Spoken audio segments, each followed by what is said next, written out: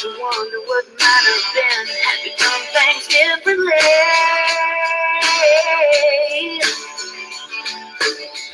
Every now and then we lose another friend. This wicked world sin claims another victory. Can't you see? Heed the quiet one's prayer. Take someone by the hand. Make them understand.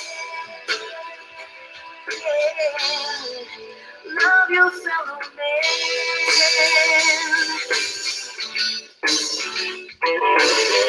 Every once in a while, I smile when I see a little baby child full of hope and innocence.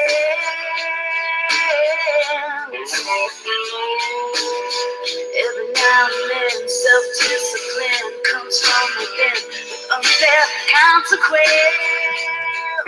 It just makes sense to heed the quiet one's grace. Take someone by the hand. Make them understand. Love your fellow man.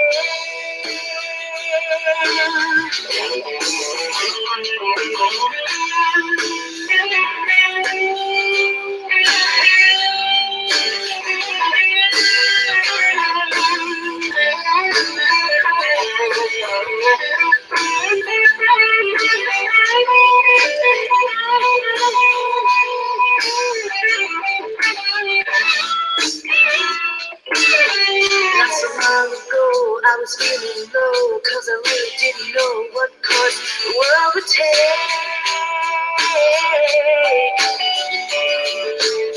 It's all within our grasp, learn from the past, make world peace last, don't make the same mistakes. For heaven's sake, heed the quiet one's prayer. Take someone by the hand. Make them understand. Love your fellow man. Love your fellow man. Love your fellow man. Love your fellow man.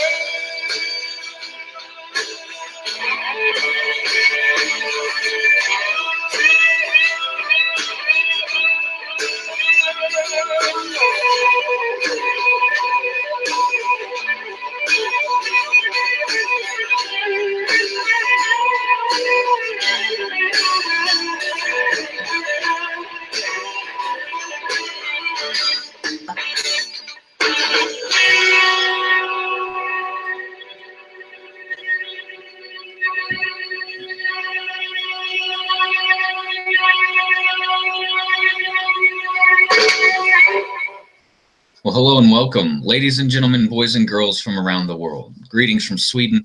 I'm Timothy Charles Castleberry, and this is our live prayer call for the last day of February. And a special happy birthday to my sister, Kiri.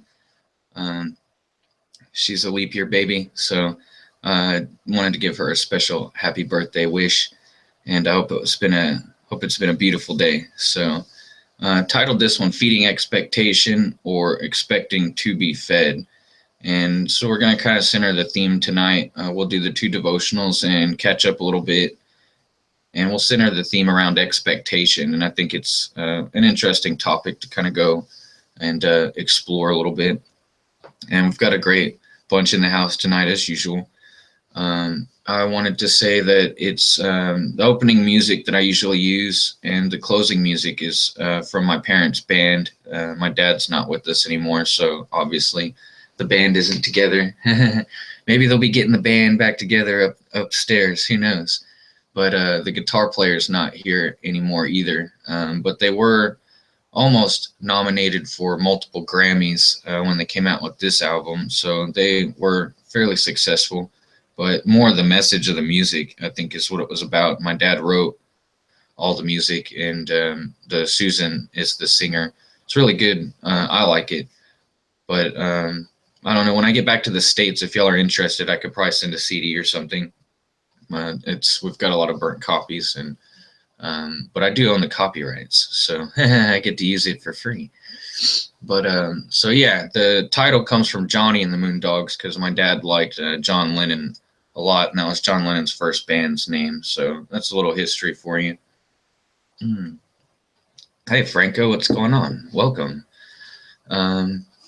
And howdy to everybody else too. I'll pray us in here in just a second, and then I'll give the shout outs as usual. But some people were asking about the music, and it's a common question.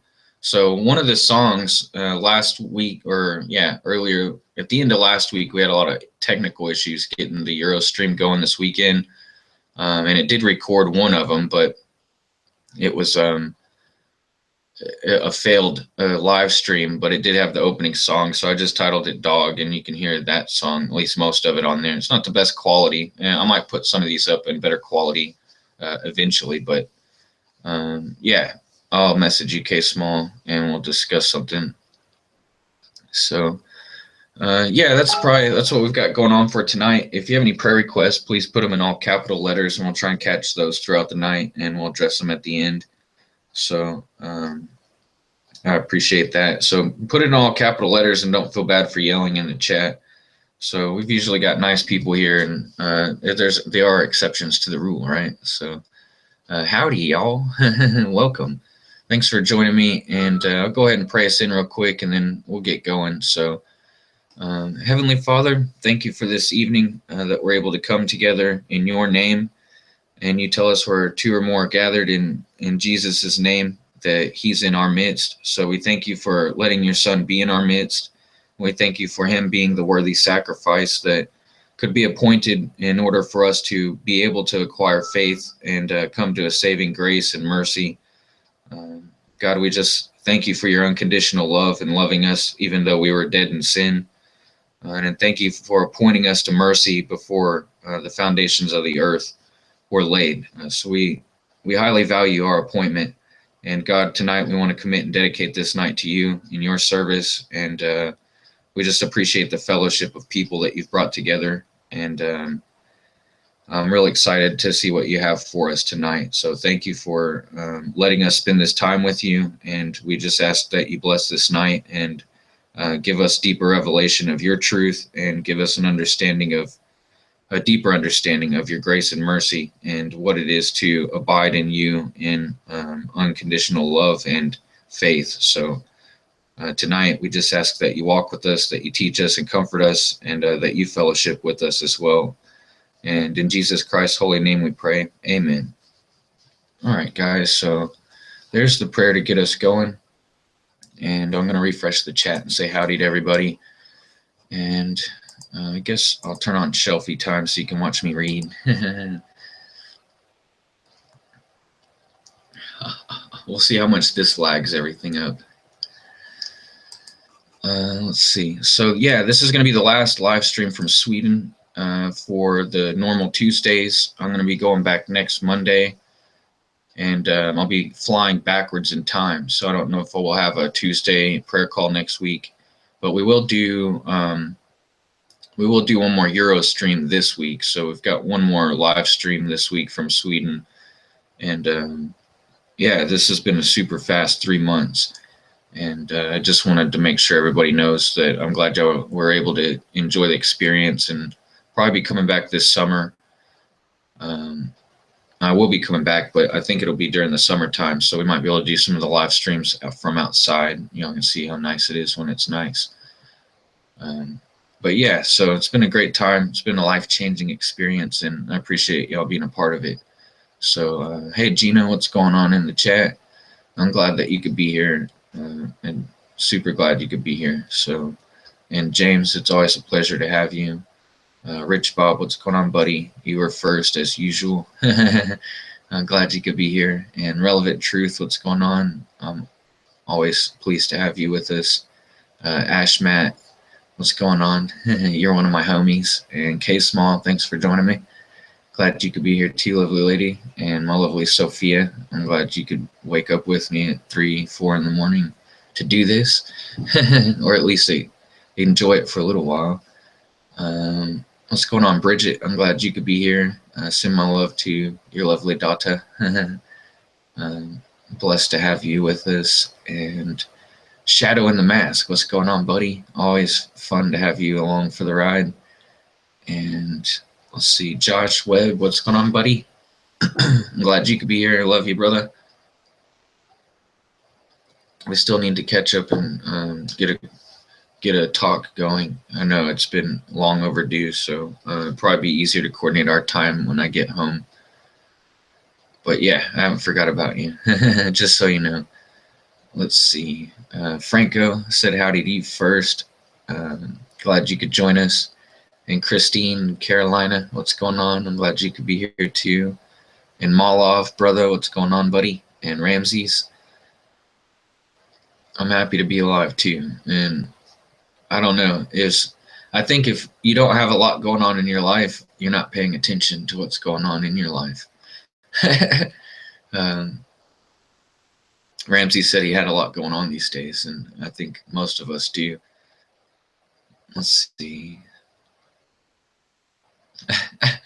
Yeah, Ash likes the picture I used for the Google Plus. I'm gonna make it the thumbnail after this live stream, but it's got the kid eating spaghetti, and it's got the mess all over his face. It's an awesome picture. I love when babies make messes, you know, and that's why I thought the title was a little clever, feeding expectation, you know, because sometimes depending on what your expectations are, feeding expectation can be a setup for disappointment and failure, right? But if your expectations are in the right place, then feeding an expectation can be a good thing, kind of like setting goals and stuff. So that feeding expectation kind of cuts both ways, and expecting to be fed cuts both ways. The little baby, like, well, I'll get into that here more in a little bit, but the little baby, like, I don't know. You don't know if he's 8 or if he decided to just wear it instead of eat it. It's pretty funny. I laughed too, but Ash said that the kid covered in spaghetti was solid, and I laughed out loud so hard. So I like that. Y'all will all see it on the thumbnail here too if y'all don't go to the Google Plus to see it. But hey, Nancy, what's going on? Glad you could be with us. And Adam, what's going on? There's a lot of lag tonight apparently, even before we started the stream. So I'll go ahead and turn off Shelfie time. That generally tends to help. I've got the bandwidth on mine lower, so it should not drain your resolution so much, or your bandwidth. So yeah. Oh yeah, don't forget the baby wipes for the trip this time. Well, I don't think I'm going to be sweating near as much on the way back, and I'm probably not going to wear my coat.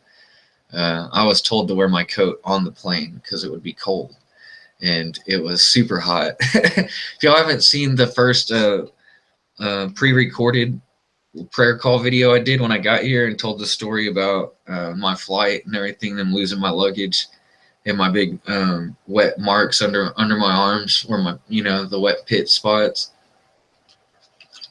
I don't call them pit stains until they actually make a stain, but a lot of people call the wet spots the pit stains.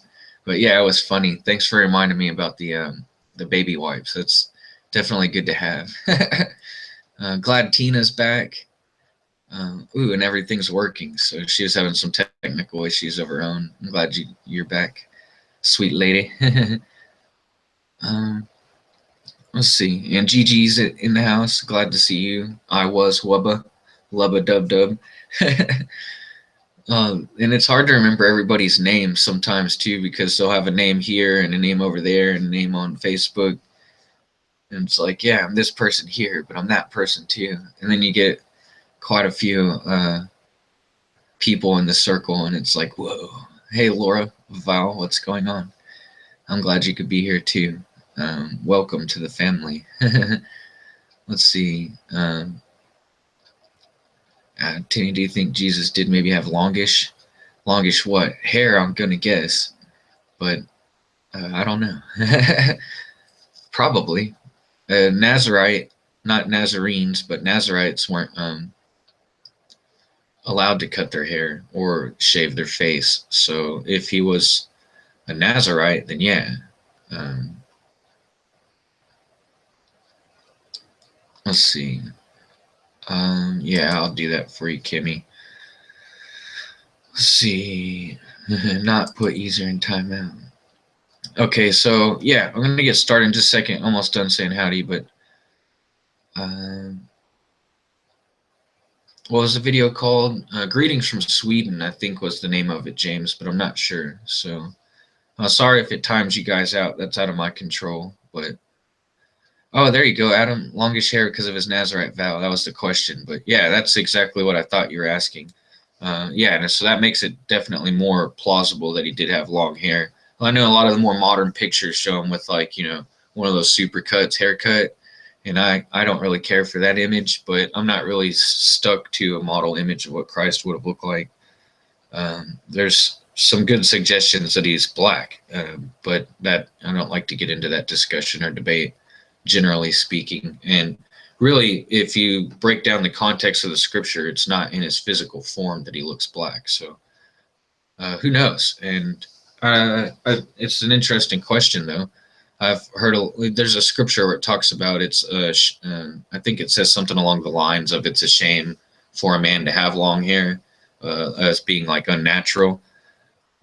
But I don't know. It can, I think it can go both ways. Oh, there you go. Thanks, James. Maybe that's the one. I don't know. Okay, yeah, we can check that out. K small. We'll check it out. So there's the howdies for everybody. I'm glad everybody could join us, and if I missed you, sorry about that. And if you didn't, if you're not participating in the chat but you're here listening, I thank you for your attendance and participation. Don't feel any pressure ever to have to chat. So, yeah, I don't know. K-Small asked a good question going back to the haircut thing. How did people cut their hair back in old times? I would imagine with the really sharp knife, not much different than what they did before electricity and the buzzers and all that. But I've seen some cool hair cutting places in, well, I think it was Brazil where they use fire, which was real interesting. And you can have stone knives that are sharper than metal anyways. But yeah, so I don't even know how to say the name. I'll say Dak. Dak says they didn't. And I would say some people probably didn't. But I've seen the ones where they use fire, and that's a real interesting method. Although I hope they don't ever make a mistake and light you up Michael Jackson Pepsi commercial style. That wouldn't be good for your health. But there's also, I think I've seen some of the Arabs use like really fine twine or line and cut it that way. The Kid JC. What's going on, the Kid? That's a far cry from Dak. So, yeah. So I don't know. It's pretty interesting. Never really gave it a whole lot of thought, but let's see. You have to get. Franco is talking about the Nazarite vow. You first have to get a complete haircut and then let it grow for 16. Nazarite vow has to be done on a special day. Yeah, it's I've studied the Nazarites' vows, and it's an interesting lifestyle, and it's some of them were committed to the lifestyle before they were born. So it's definitely interesting. And if you break the vow, you have to shave everything and start over, and burn it in the fire, and it's offered up as a burnt offering, sin offering. It's a cool thing. I thought about trying to do it myself. But it's pretty high bar to set. I'll say that.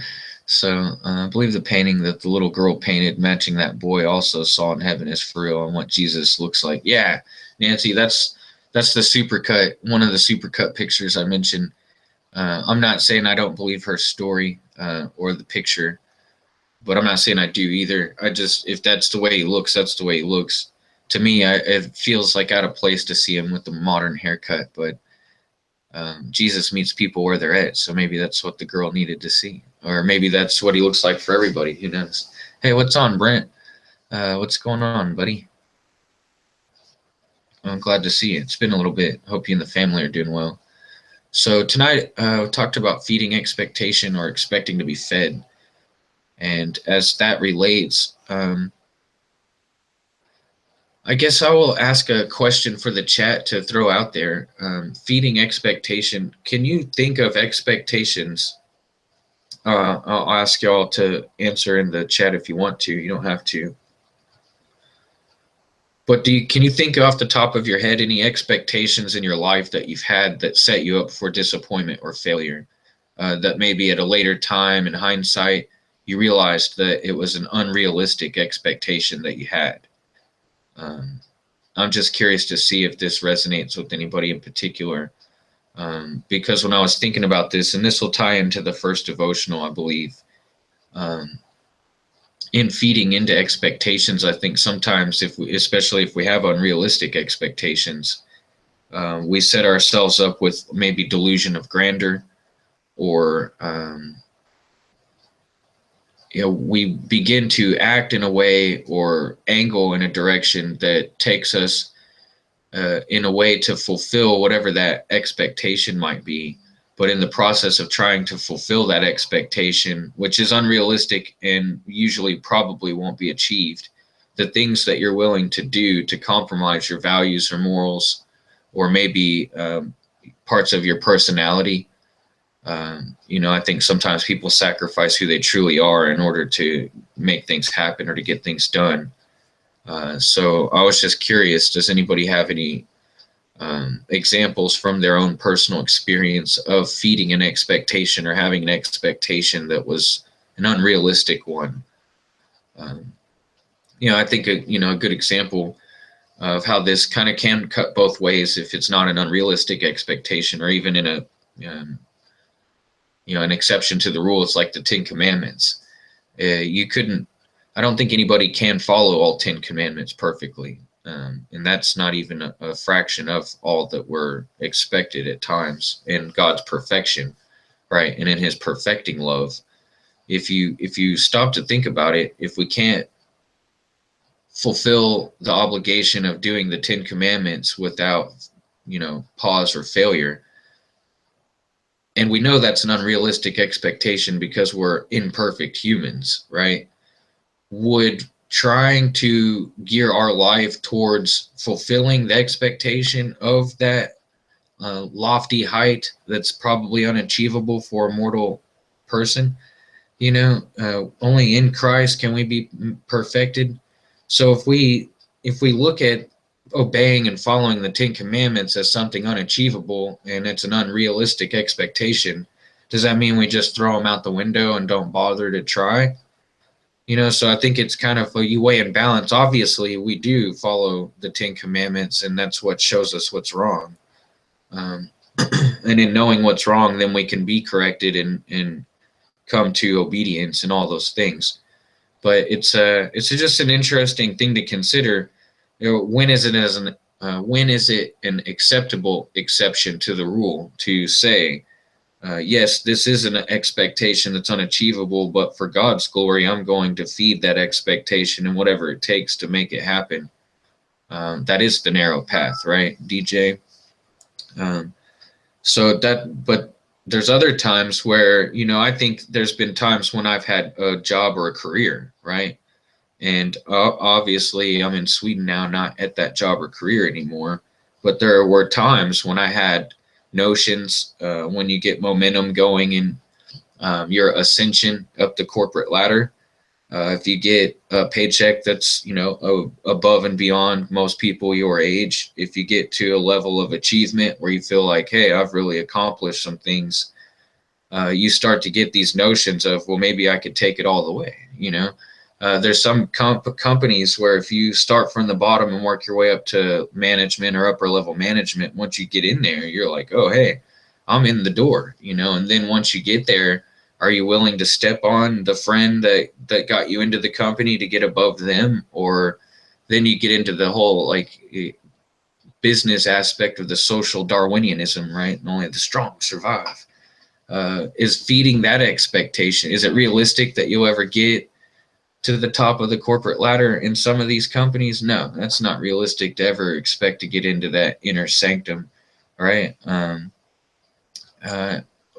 And Bridget says that she did that and got laid off. So there's times where my dad had a career in the government at the FDIC in downtown Dallas for over a decade or two.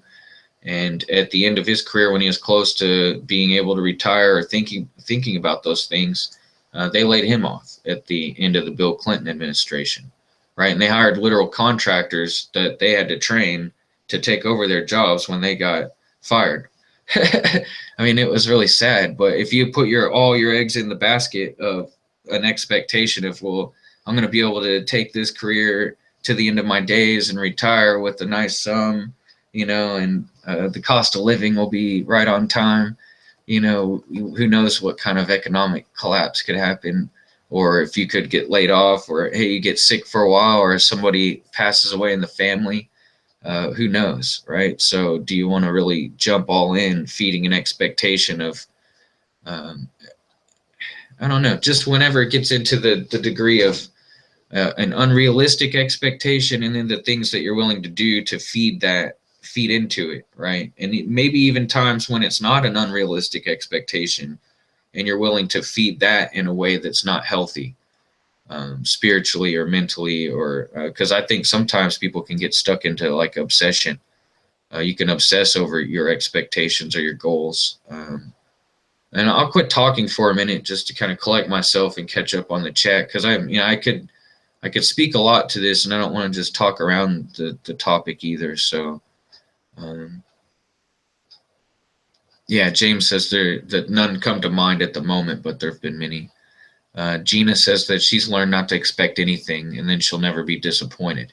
And sometimes that's a great philosophy, especially when dealing with other humans that are not perfect, right? Because if you have an expectation on somebody else, eventually they will disappoint you. That's why I say never. Not necessarily don't trust people, but never put your trust in people. Put your trust in God. People will let you down, and it's not always their fault. So yeah, I think that's a good philosophy to have most of the time. There are other times, though, I think that it's important to have expectations, and disappointment is, I think, part of life also. Let's see.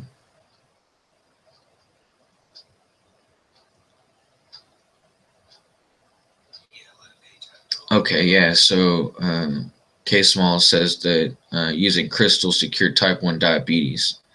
I realized that was stupid because it has made me the person I am today. And this disease has humbled her. So it was a long time ago. Yeah, I think that that's a great example. I don't know if if you expected to be cured because of the crystals, or if that was feeding an expectation or a hope. Sometimes hopes and expectations are pretty close to being the same things, depending on how we apply them in our lives. But if you have a condition like a type 1 diabetes, or there's many other conditions folks can have, if you get desperate, or if you're in pain, pain is a big persuading factor. And you might be willing, if you're in a lot of pain, to do things you normally wouldn't do. And if you're also in a situation that's unacceptable, if you're unwilling to come to acceptance in an unacceptable situation, rebelling against the situation, I don't know if I'd call going to crystals rebel. It's rebelling against what God told us that we should be doing or getting into to a degree.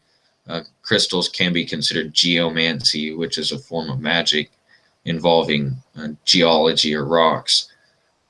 So it depends on how new agey you get with your crystals and light and love type stuff. But I think exhausting all your options isn't a bad thing, medically speaking. But when does it become crossing a line? And I think crystals might be, and that's what realizing in hindsight could be a stupid thing. But consider this, maybe there are some people that go to the crystals and get healed by it. How much harder would it be to come to faith in Christ if it actually worked and you did get cured of diabetes from using crystals? And then how much would you promote the crystals as a cure or a healing opportunity, right? And a spiritual connector at the same time. So because the devil can bless people too. So I think that can cut both ways, but that's a good example. And I'm glad that in being humbled, there's a refocus of what was important. And I do I don't know. I hope that you get better from that. I'm not real familiar with the type differentials of diabetes, but diabetes isn't cool anytime. So, I'm sorry, Tina didn't have sound, so I hope you got it back now. Okay, Josh says expectations in regards to my kid, the oldest son, crushed about something going on with the oldest son. Yeah, that's as a parent. That was one of the. I was going to get to that topic too, or angle on this topic, but parents' expectation for their children, or even children's expectations for their parents.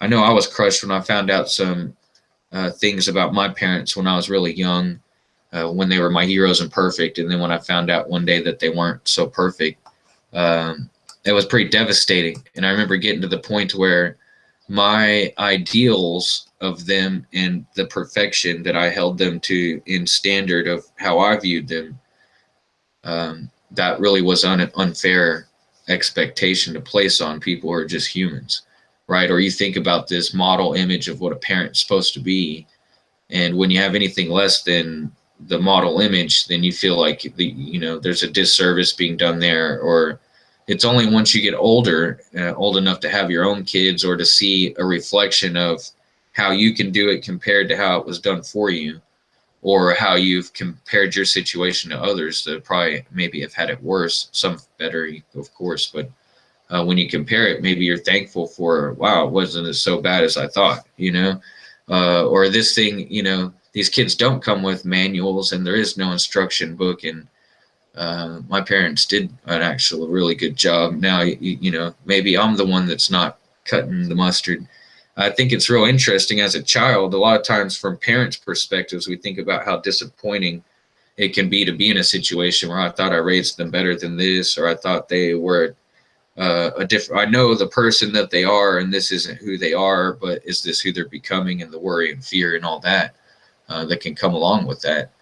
Um, Having the expectations on the kids, I think this comes not just for children or parents or family members, but anytime we think of somebody else, I think the only person in life that we can control is ourselves. And we have such a difficult time controlling ourselves. How can we put any expectations on anybody else? Well, we can't control anything that anybody else does. So to have an expectation on something or somebody, and it's something outside of your ability to control, you might have an influence you can use over the situation or the person, right? But it's I don't know. Maybe I'm meandering a bit too far on this one, but let me do this one thing. Hang on one second, and I'll catch up on the chat.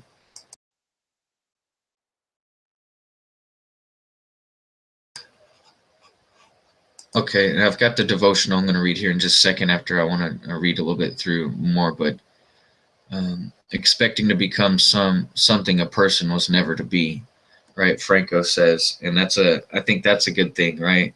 Because I'll just use a real simple example so I don't go too far off on this, but I see a lot of my dad used to like to watch American Idol. I used to tell him, Dad, no idols before God. And he's like, what are you talking about? And I said, American Idol, it's in the name. And he's like, yeah, or whatever, because they're not even talking about that. And I was like, okay. And then, it was on for so long. He's like, I just like to watch them make fun of the people in the beginning because these guys actually think they can sing. And we'd be watching it, and then I'd see the pentagram for the logo. And I'm like, Dad, there's a pentagram right there. It's American Idol, and they got pentagram on the logo. And he's like, no, man, no. And it's just funny how I try and show it to him, and he wouldn't see it, even though he'd see it. I think he was in denial, But the example of why I'm reminded of this is because there are some people that wait in line amongst thousands and thousands of people like a zombie to try out to sing, right? To make a whole career thinking that they can make it through the whole competition. And, it's not an easy thing to do. And you've got people who literally have no business being there. And I'm not dissuading anybody from their goals or dreams. I'm not trying to say you shouldn't aspire to do what it is you love and all that. And some people are meant to sing, and some people can sing. Some people can't and have a lot of work to do before they should. That kind of stuff. There's some people that you just see there, especially in the very beginning, that have no business being there. And so can you imagine the expectation maybe that their parents have with them, or that the children have built for themselves, to be this next top star, that people can have posters of in their room, and they can just sing to the concerts and get all the fans and make all the money and have the fancy life, but yet they're never going to be able to sing, right? There's just something about them that they weren't made to do that. So are they expecting to become something? Are they expecting to become a person that they were never meant to be? Did God create you to be a singer? If not, it doesn't mean you can't be one, but some people, it's not in the cards, right? I guess that's the way to say it. So maybe that was not a good example, but yeah, I see a lot of people having expectations. How many young males go through high school and college believing they're going to be the next NFL star or the next NBA draft star, and all that. And a lot of athletes, that's a big thing. And people put a lot of eggs in that basket, scholarships to college, and when they get out, they've got degrees that don't really go very far in the workplace, and they're not going to make it to the NFL or the NBA or NHL or whatever it is. But very interesting thing to consider. I've reflected back and thank God many times for showing me why things didn't pan out in the past, and things I didn't know in the beginning became much more clear later. That's what Ash said, and I think that's often the case. Sometimes we wonder why something happens, and if we would spend more time thinking about how it happened, we might get more revelation of truth or more understanding.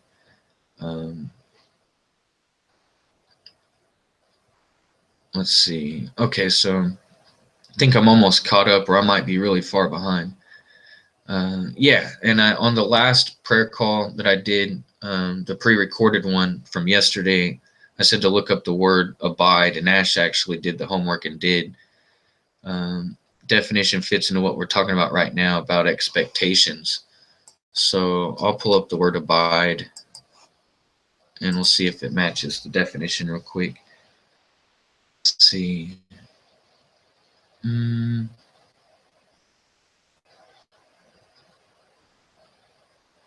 Okay, here Eve was talking about others' expectations for her.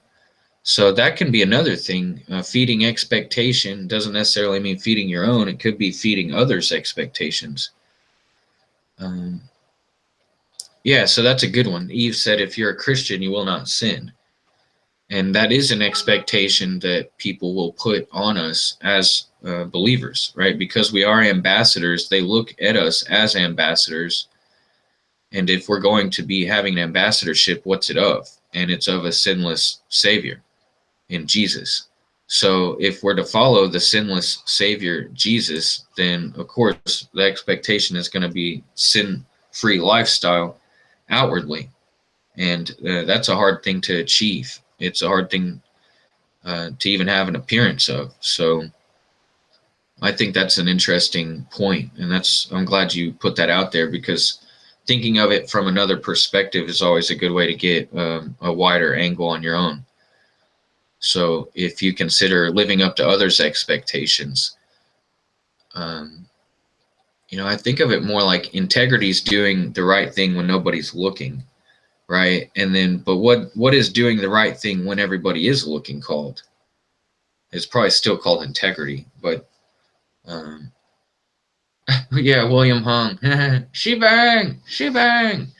That guy has no business singing, but he made a nice career out of it, didn't he, guys? Timmy's been proven wrong. Thanks, Tina. But yeah, I guess that's where it's different for everybody. Okay, I think I'm caught up now on the chat, and I'm going to left and right meander away. Why, thank you for the encouragement. A wise man once told me that you don't herd sheep going in a straight line. So thanks for that. All right, so I'm going to read the devotional here, and that way we'll get a little bit of perspective from the scripture and Mr. Spurgeon, and we'll see how it all ties together, because we're going to go to another flip on this too in just a second. But this is from Psalm chapter 62, verse 5. And it says, my expectation is from him, talking about God, right? And so Mr. Spurgeon goes on to say, it is the believer's privilege to use this language. So it's our privilege as believers to use this language. If he is looking for aught from the world, it is a poor expectation indeed. But if he looks to God for the supply of his wants, whether in temporal or spiritual blessings, his expectation will not be a vain one. Constantly he may draw from the bank of faith and get his needs supplied out of the riches of God's loving kindness. This I know, I had rather have God for my banker than all the Rothschilds. My Lord never fails to honor his promises, and when we bring them to his throne, he never sends them back unanswered. Therefore I will wait only at his door, for he ever opens it with the band of munificent grace. At this hour I will try him anew, but we have expectations beyond this life. We shall die soon, and then our expectation is from him. Do we not expect that when we lie upon the bed of sickness, he will send angels to carry us to his bosom? We believe that when the pulse is faint and the heart heaves heavily, some angelic messenger shall stand and look with loving eyes upon us and whisper, Sister Spirit, come away. As we approach the heavenly gate, we expect to hear the welcome invitation, Come, you blessed of my Father, inherit the kingdom prepared for you from the foundation of the world. We are expecting harps of gold and crowns of glory. We are hoping soon to be amongst a multitude of shining ones before the throne. We are looking forward and longing for the time when we shall be like our glorious Lord, for we shall see him as he is. Then if these be thine or your expectations, O my soul, live for God.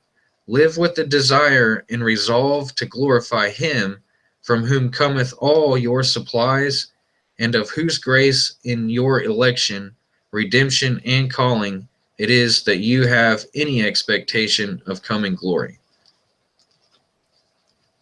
Wow. So in that devotional right there, he, in a way, I kind of feel like Mr. Spurgeon just kind of put us all in our place a little bit. Not in a harsh way, but I think he's making it very clear that all our expectation, rather it be in the flesh or in the spirit, should be taken to God and coming from God. And I think that's a hard thing to do, right? But when you do that, there is no disappointment because whatever God answers is his will. So if you stop to consider that for a second, when we ask God for a thing, sometimes his answer is no, but we're not going to hear a no. We're going to see a no in our life, right? About what we ask towards. Sometimes it's wait, so we might not see anything at all for a long time. Sometimes it'll be answered in a way that we could never imagine. Did you ever see how things good and bad run in families, generational? Yeah, have seen that. And some of it I think's genetic, and some of it I think's demonic, familiar spirits. So, and some of it's a learned behaviors also. But that's I think some people look into genetics as expectations as well, right? And feed into that. Well, I have a genetic predisposition because of this and that and the other. Now more than likely this is the case, right? So Nancy's talking about generational curses in spiritual warfare being crucial. And I think it's an important topic for sure, right? See, I've got a good conversation going on about that in the chat. Vague memory of something. Let's see. And howdy, Eli. What's going on, buddy? And Rebecca's in the house. Always glad to see you. Hugs to you, lovely lady. And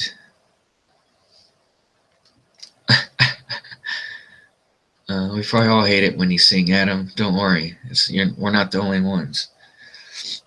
I hate it when I sing, and I'm the one doing it. So you'll never catch me trying out for anything regarding singing or dancing. Um, okay, so if we draw our expectations from God, I mean, God gives us a lot of promises in His Word, and if He promises it, we can expect it. I mean, that's not an unrealistic expectation. Now, if you go according to the world, everything that God tells us is unrealistic expectation. Um, but I don't think that's really the case of what we know as believers. We serve the Almighty God, the Creator. I mean, is anything unrealistic for Him? Or is anything outside the realm of possibility when it comes to Him? Like all things are possible in Christ. Why would it be any different for the Father, right? So I've got the word abide, and I want to pull it up here real quick, like I said I would. I want to find one very specific example just to make sure. And okay, I'm almost there, so sorry for the wait, guys.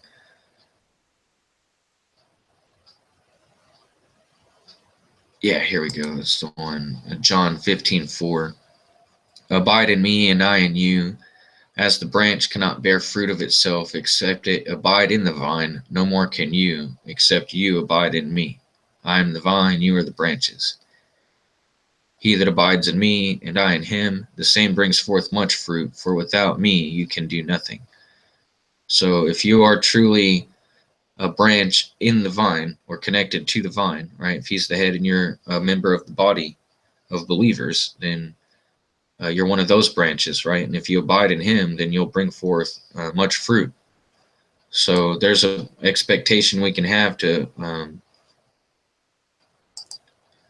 develop spiritual fruit based on our being a part of the living vine, right? So abide means to remain, in reference to a place, as to sojourn or to tarry, or to wait, basically to depart, not to depart, continue to be present, to be held, kept continually.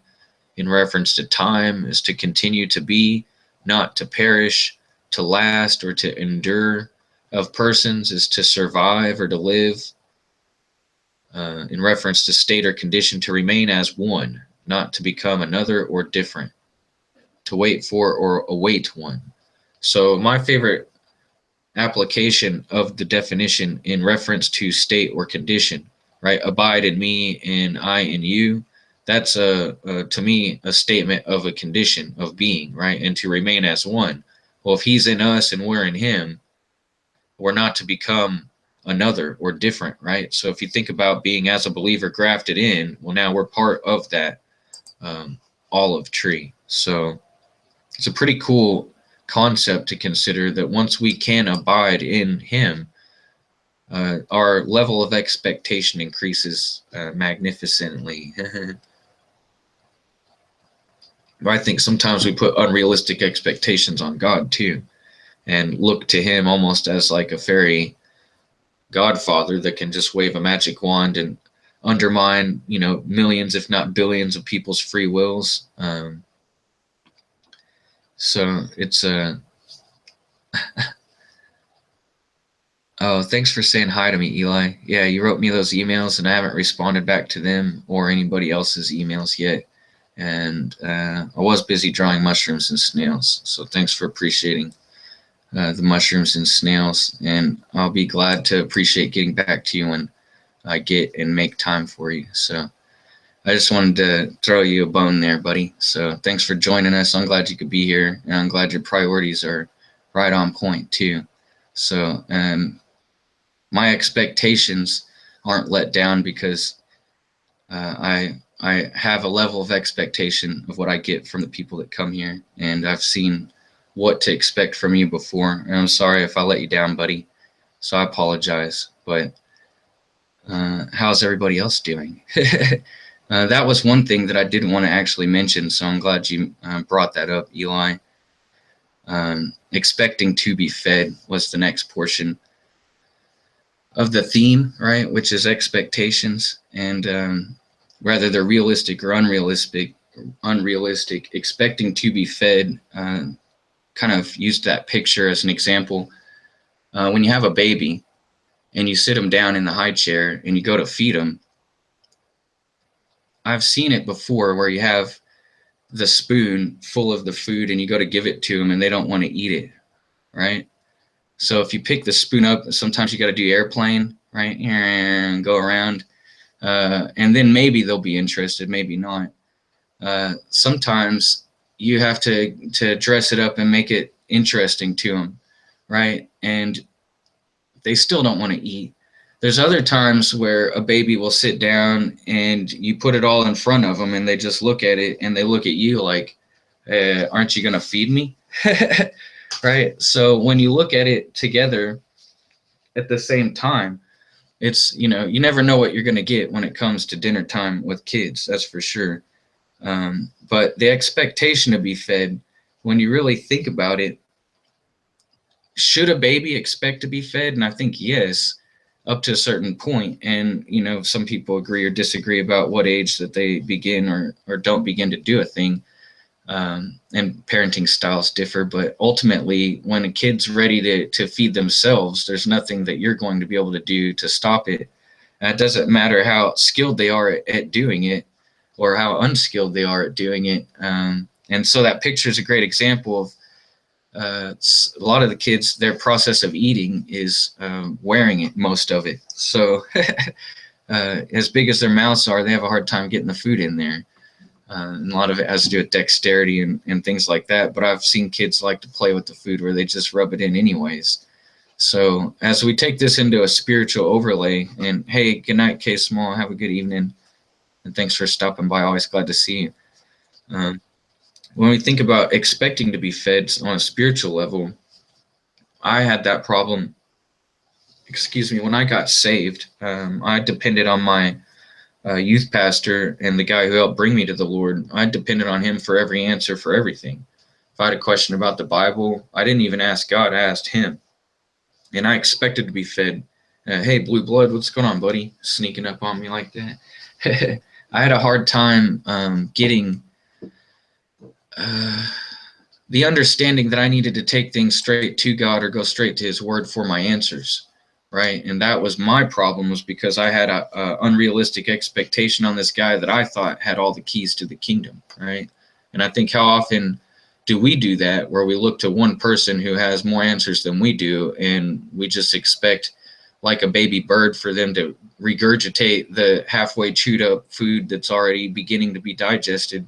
It just vomit that right in my mouth, please. I'll have some of that. Thank you.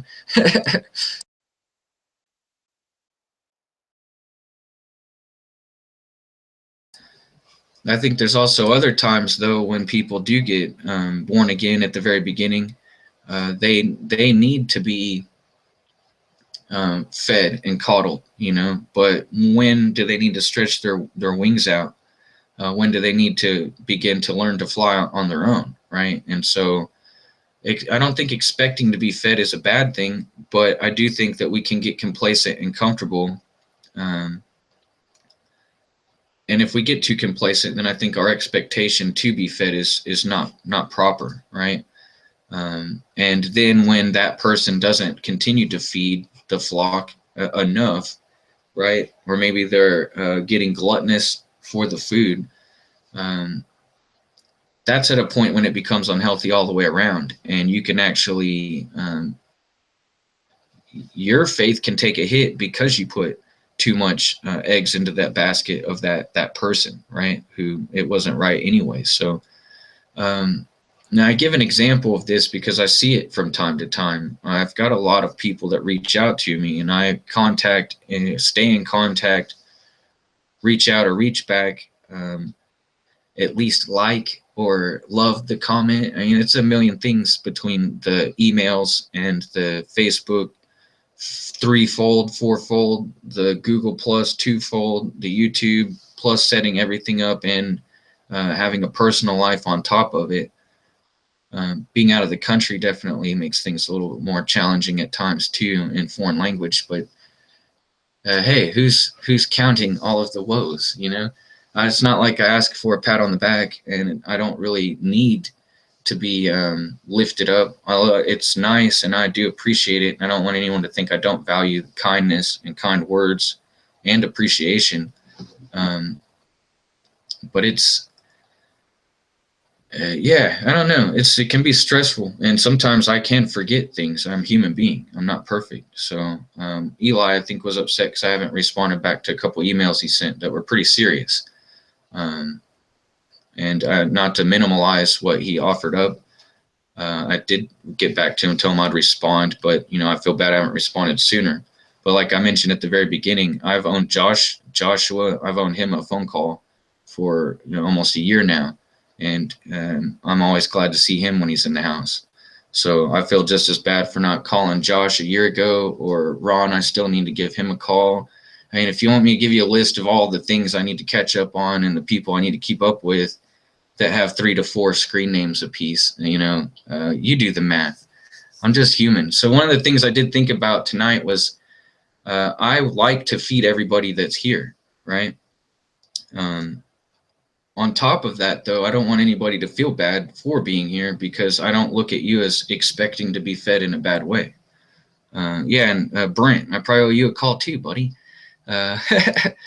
But it's yeah, and I do agree where Ash says God's all about timing, all in his time, right? If I sit here and stress out about when in my time I find to be able to do all the things I need to get done, man, I'm going to run myself into an early grave. But if I wait for God in his timing, it works. Ooh, Nancy's getting fancy. Hello. But yeah, so it's I think we all have stressful lives, but what parts of it do we choose to commit and dedicate? And so sometimes if it's offensive, or if I didn't get back to somebody soon enough, it's never my intention to hurt anybody's feelings. And Tina, yeah, I was supposed to call you Monday. What is it, Tuesday? You don't keep Tina waiting, that's for sure. It's so yeah, one of the things I thought about doing was just to give you all a walkthrough, because I put it in there, and I hope Moloff isn't disappointed or feel like I falsely advertised, but I said we'll meander a bit around the theme of expectations, right? But I also said we'll take a digital walk through my park. So I'm thinking about doing screen share and show you all a few of the emails and the comments and the notifications and stuff, just so you can see what's going on the back end of things. I have a couple videos about privacy invasion, and one of them I did make a live stream of me showing, or I made a video, like pre-recorded video. I recorded me going live so you could actually watch it. Oh, Nancy said, Nancy was getting extra fancy, because if y'all didn't know the song, you wouldn't have got the number. But there actually was somebody with that number for a long time. I didn't look at the number until I just saw that you said it, but that's even more funny now. That's extra fancy. Yeah, Moloff, I wasn't actually going to walk through a Swedish park. I was going to walk you through the back end of YouTube on a screen share.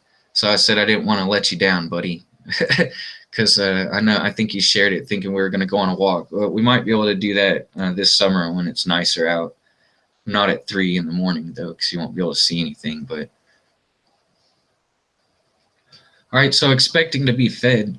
I'll read the other devotional, which may or may not tie into the expecting to be fed, but I think with God, there are times when if you're hungry, he's not going to give you. There's a scripture where it said that if a child asks for a piece of bread, you're not going to give him a rock to eat, right? It's if you think about it with God, if you're thirsty, he's going to give you something to drink. And he says if you drink what he has to offer, you'll never thirst again. Hungry, like if you're hungry, if you eat the bread of life, you'll never be hungry again. Yeah, so it's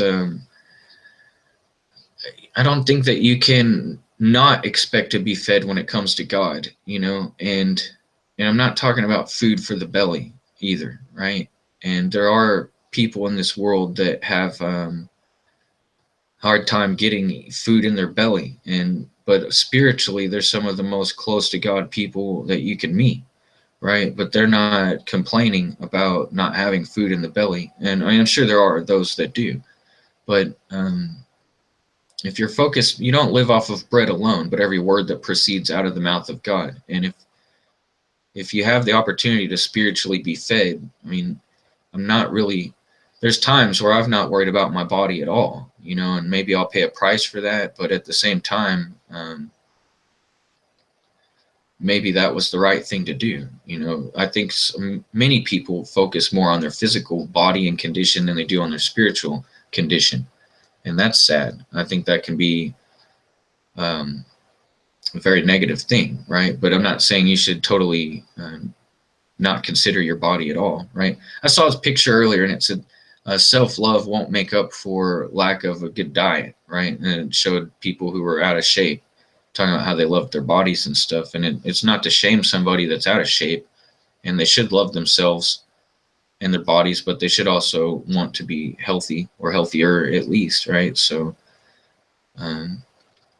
yeah, I don't know. I think everything in life is about finding a balance, I believe, right? And if you don't find a balance in life, you're going to be out of balance. And if you're out of balance, it's always, the struggle is going to be more difficult than it needs to be. So that's what I would say. So expecting to be fed, I don't want people to be so expecting to be fed from people. They should have their expectations come from God, which is what we heard in the first feeding expectation. Are you feeding your spiritual walk and your spiritual relationship enough to where you're getting fed from God? And sometimes are you on the teat being nursed to a degree to where maybe you need to be fed by somebody, right? Maybe you need somebody in a position of leadership, or at least seniority, as far as like, hey, I just got born again, or I just come back to my faith and I don't really know what I'm doing or how to do it. If that's the case, it's good to have somebody you can lean on. We're supposed to have battle buddies in life and in the spirit, right? And God brings people together for a purpose. And usually he'll synergize them together to where by themselves they're great, but together, with our powers combined, not Captain Planet, but you kind of get the gist. Yeah, and partisan guerrilla, this is a perfect thing. I think many believe to go to church is an expectation of being fed. Yeah, just because you go to church on a Sunday or a Wednesday, or on an Easter or a midnight mass, or maybe you go once a year, every few years. If you go to church, just because you go to church doesn't mean you're spiritually being fed. Even if you're a believer and you're going to a church and you've been fed there before, sometimes you might get fed, sometimes you don't. I know there's been times where I've gone to church and I was real excited because I don't go very often, and I was real excited, like, man, I know I'm going today for a reason. And I get there, and not to say that the reason wasn't any different, but I was waiting to see what's in it for me. And I get there, and it was a good experience, and there was things that happened that were kind of resonating. But then when it came down to the sermon or the message or the main meat of why I was there and what I was to get out of it, I was just like, wow, this was really flat. Like, it was a good message and it probably spoke to 90% of the people there, but it wasn't a message for me. And I felt like, well, now you're starting to, like, hindsight 2020, like, why was I here if I didn't get anything out of the sermon? Maybe I was here to be the smile to that person that no one else would have that day. Or you just start rethinking about it, and it's the expectation. When I go to church expecting to get fed, I usually don't get anything. And I don't know if that's a reflection on me, or the church or the message or whatever it is. And but yeah, there's many people who do think that just because they go to church that they're having a good walk, and that's not always the case. So hey, Ron, what's going on, buddy? Glad you could be here, good sir. Always a pleasure to have you. And yeah, Moloff says, and in real life, you got one of the meanest battle buddies I've ever seen in that German Shepherd of yours. I used to have 3 of those battle buddies myself. But I do know what you mean, man. It's hard when you don't have flesh and blood support close by. Um, so yeah, my chat's going super slow. It just glitched out. So I'm gonna refresh and we'll read the second devotional here in just a second. I won't tease that out for too long, but the topic today for expecting to be fed and feeding expectation. It's not an either or. I think both of them are good and bad. Sometimes if your expectations to be fed, who you're expecting it to come from and what you're expecting to be fed can set you up for disappointment or failure. It can also edify and build you up. The same with feeding into expectations. You might grow greater quality and strength of character in the process of feeding an expectation of a godly supreme, right? So if you have a supreme expectation that's above and beyond human expectation, you might go beyond being human and supernaturally be manifesting fruits of the spirit by being connected to the vine, right? Abiding in him. And that's a great way to grow spiritually while feeding expectation and ultimately achieving a higher level of what God has planned for your life, right? But then there are also the other expectations we talked about that in feeding those, maybe those aspirations in within the career or the workforce or maybe even school. You know, sometimes if you're going to school, I remember a lot of the people that liked to cheat. You know, can I look over your shoulder? Or somebody would make a cheat sheet and pass it on, or you could look online, or some books even had answers in the back of them if you knew where to look. So it's an interesting thing. At what point is it ethically wrong to cheat?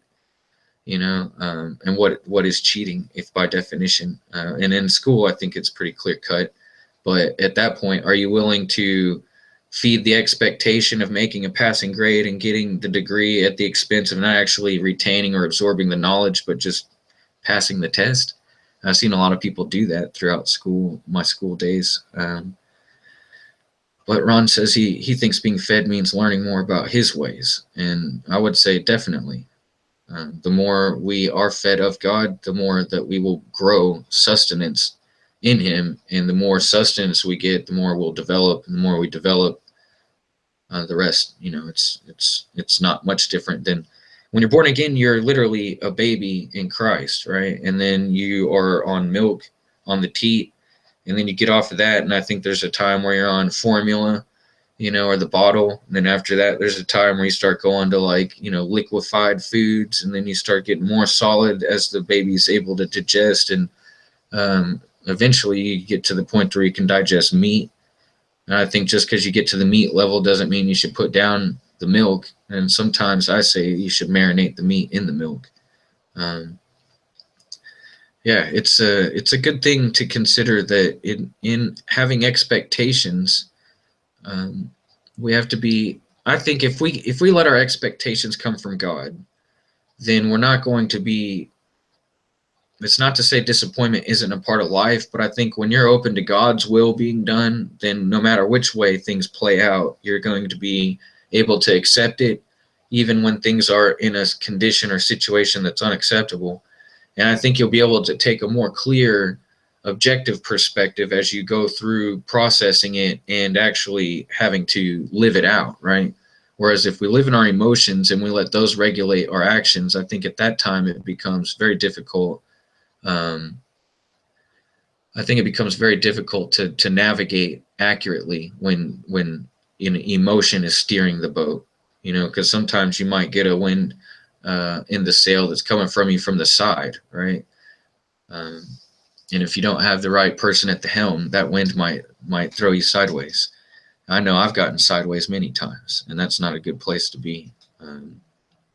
So, yeah, take up the God's Armor is offering anyone to call anytime. Also, for anyone who wants to discuss the Father. So that definitely would be helpful to anyone who needs someone to reach out to. Malov, you were saying you didn't have any physical battle buddies. I don't think Ron's in Chicago area, but this is a good way to network and build up each other, right? To edify the body. And Adam, we're all going through it. Spiritual war, for real. War is hell. As long as we're alive, we're going to be going through it. So, where was it? So yeah, okay. With that, I'm going to go ahead and get into the devotional now.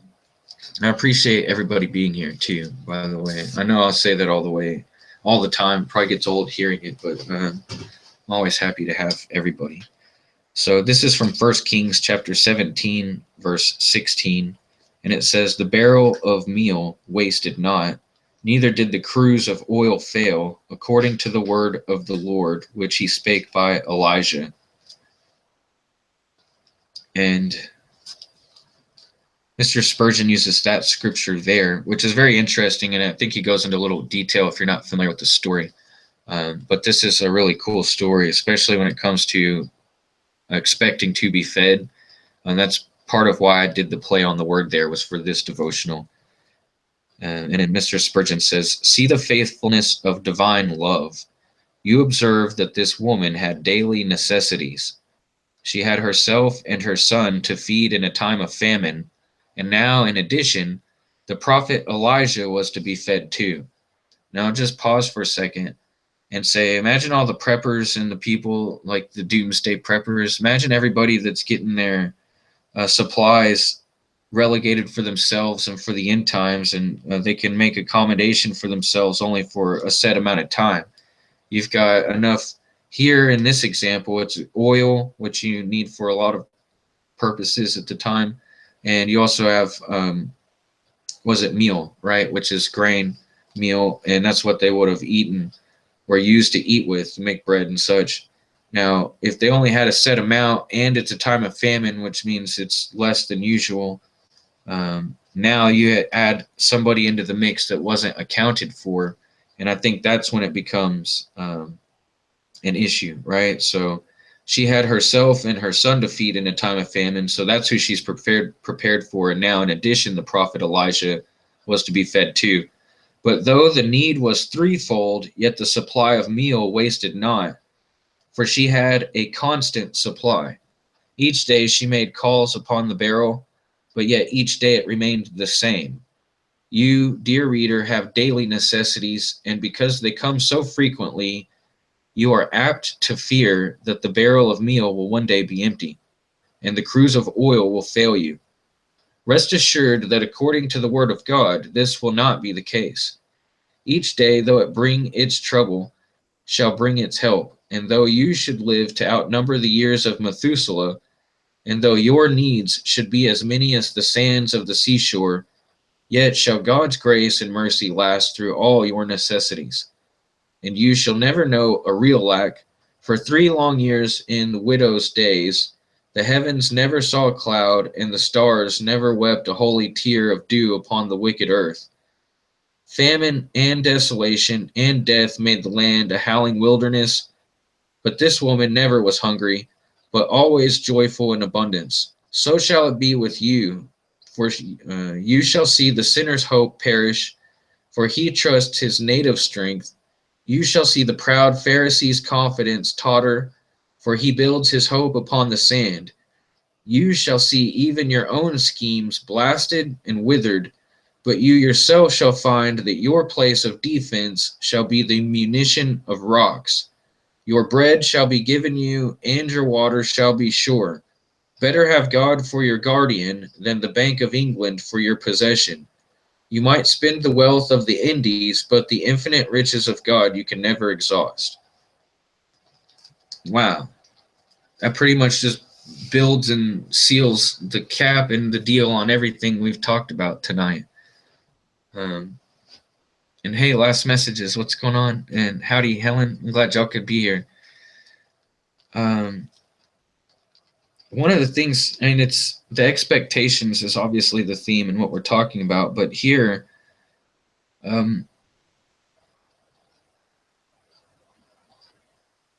this reminds me a lot of the Hanukkah story where the oil continued to burn even though they only had a set amount. It didn't run out. And here, taking care of God's prophet, God took care of the people. And in faith, I think the same thing will be said for the end times. You know, if you have provision, I think that it'll go far. But if you make God your provision, then he'll provide even when there is no thing. You look at the Israelites in the desert, right? And he made water come out of a rock. Uh, if God can make water come out of a rock and food fall from heaven and have birds come drop down for until you're sick of eating meat, I mean, it's I think we need to let God be in control is one of the things that I would say.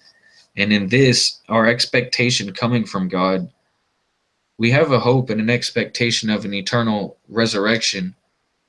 And just like the things pointed out in the first devotional, all the expectation that does come from him on a spiritual level is something you can hang your hat on, right? And just as he used the Rothschilds in the first example and used the Bank of England in the other, it's kind of funny he's taking a stab at his own government's corruption with the money, right?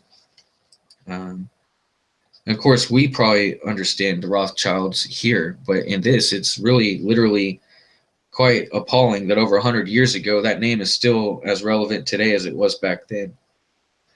And money is one of the things that drives expectations in this world the complete opposite way, right? So put another shrimp on the bobby. I always like it when I see that. I had to do it. So in here, if this woman, and being a widow as well, you think about a woman who had a man to, and in this culture, the man was the property owner. I don't think women could own property. It's a different time and place for women, right? I'll just say that. And so here, to be without the cover of a husband, to be a widow and a son in the time of a famine with pestilence and all the other, no rain and all the things that were going on, to have a man come, right? If he's of God, then you can trust him. So I don't think she was worried about safety with that regard. But to have a third party come, it's just, to me, it's a precarious situation to be in, and that's a story I've always really enjoyed. Although it's one I haven't gone back to in quite a while. There was a prophecy club video where a guy talks about angels, and in the end time that God will provide for those who don't have provision, or once their provision runs out, that they're not to worry or fear about being taken care of. And the Bible already said that before, not even in regard to the end times, but it's easier said than done. If you're in between houses, or if you're homeless at this moment, it's a lot easier to say, well, God's going to give you all your provision, just trust in the Lord. That's easy to say, but tell that to the homeless guy that's been a believer, that's been living on the street for 15 years. Does the house include provision, or is it just the food, or, and I mean, there's a lot of variables and factors. So, hey, what's up, Gerard? What are you doing up this early? So, I don't know. I feel like I'm blabbering on, but expecting to be fed in that, I think we clearly see that we should expect God to feed us. And in that, I think that shows a want and a desire. And if we need and desire him, I think we're more likely to get a return on that investment of attention. And if we give God our attention, he'll show us a little bit more of his own.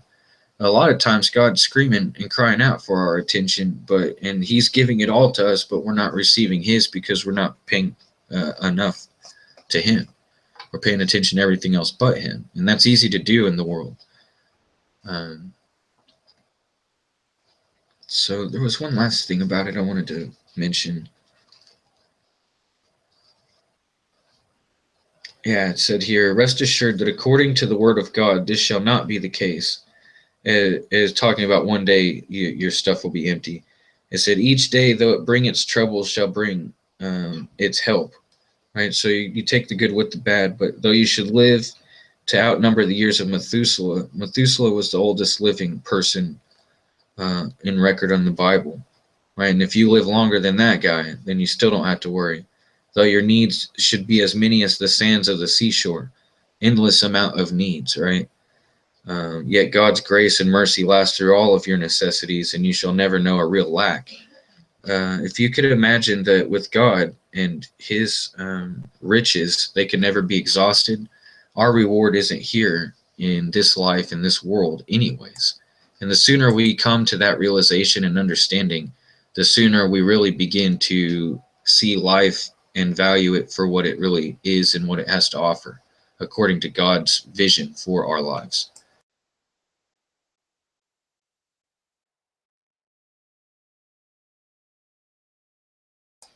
Okay, so let me refresh the chat and I'll see what you guys are into.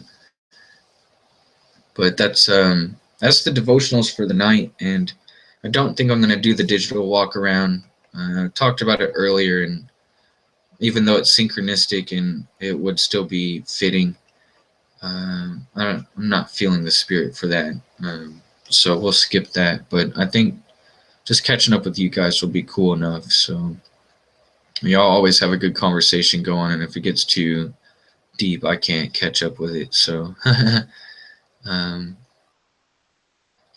yeah, end time's at the door. There's no better provider than God Almighty and our Savior Jesus.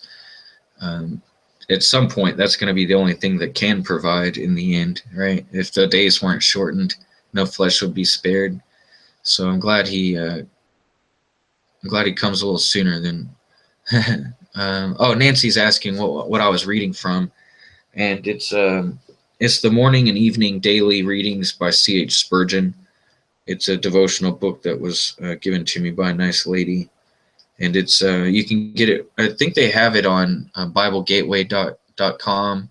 I think you can see the daily devotionals there, and they've got CharlesSpurgeon.org. I think has a lot of his stuff for free on there as well, and you can get it in a PDF format for free also. But those were the two devotional readings for today. And the guy wrote these things like 100 years ago.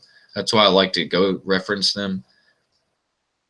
It's so weird sometimes how the message for the exact day 100 years ago reflects a message of what's relevant to somebody or something going on right here now, right? And we're almost going on about a year that we've been using this devotional book, and I haven't read them daily every day or recorded every reading, but it's been pretty interesting. So food equals spirit, not something tangible but everlasting, and I agree with that. Partisan. Let's see. And New Zealand sounds pretty cool, so a lot of people love New Zealand. I don't see who couldn't love it. Let's see. And James is dropping the Maori knowledge on everybody about the Kiwi accents. I like it. Now, everyone expects that if you're from Australia, you should have that accent. Is that an unrealistic expectation?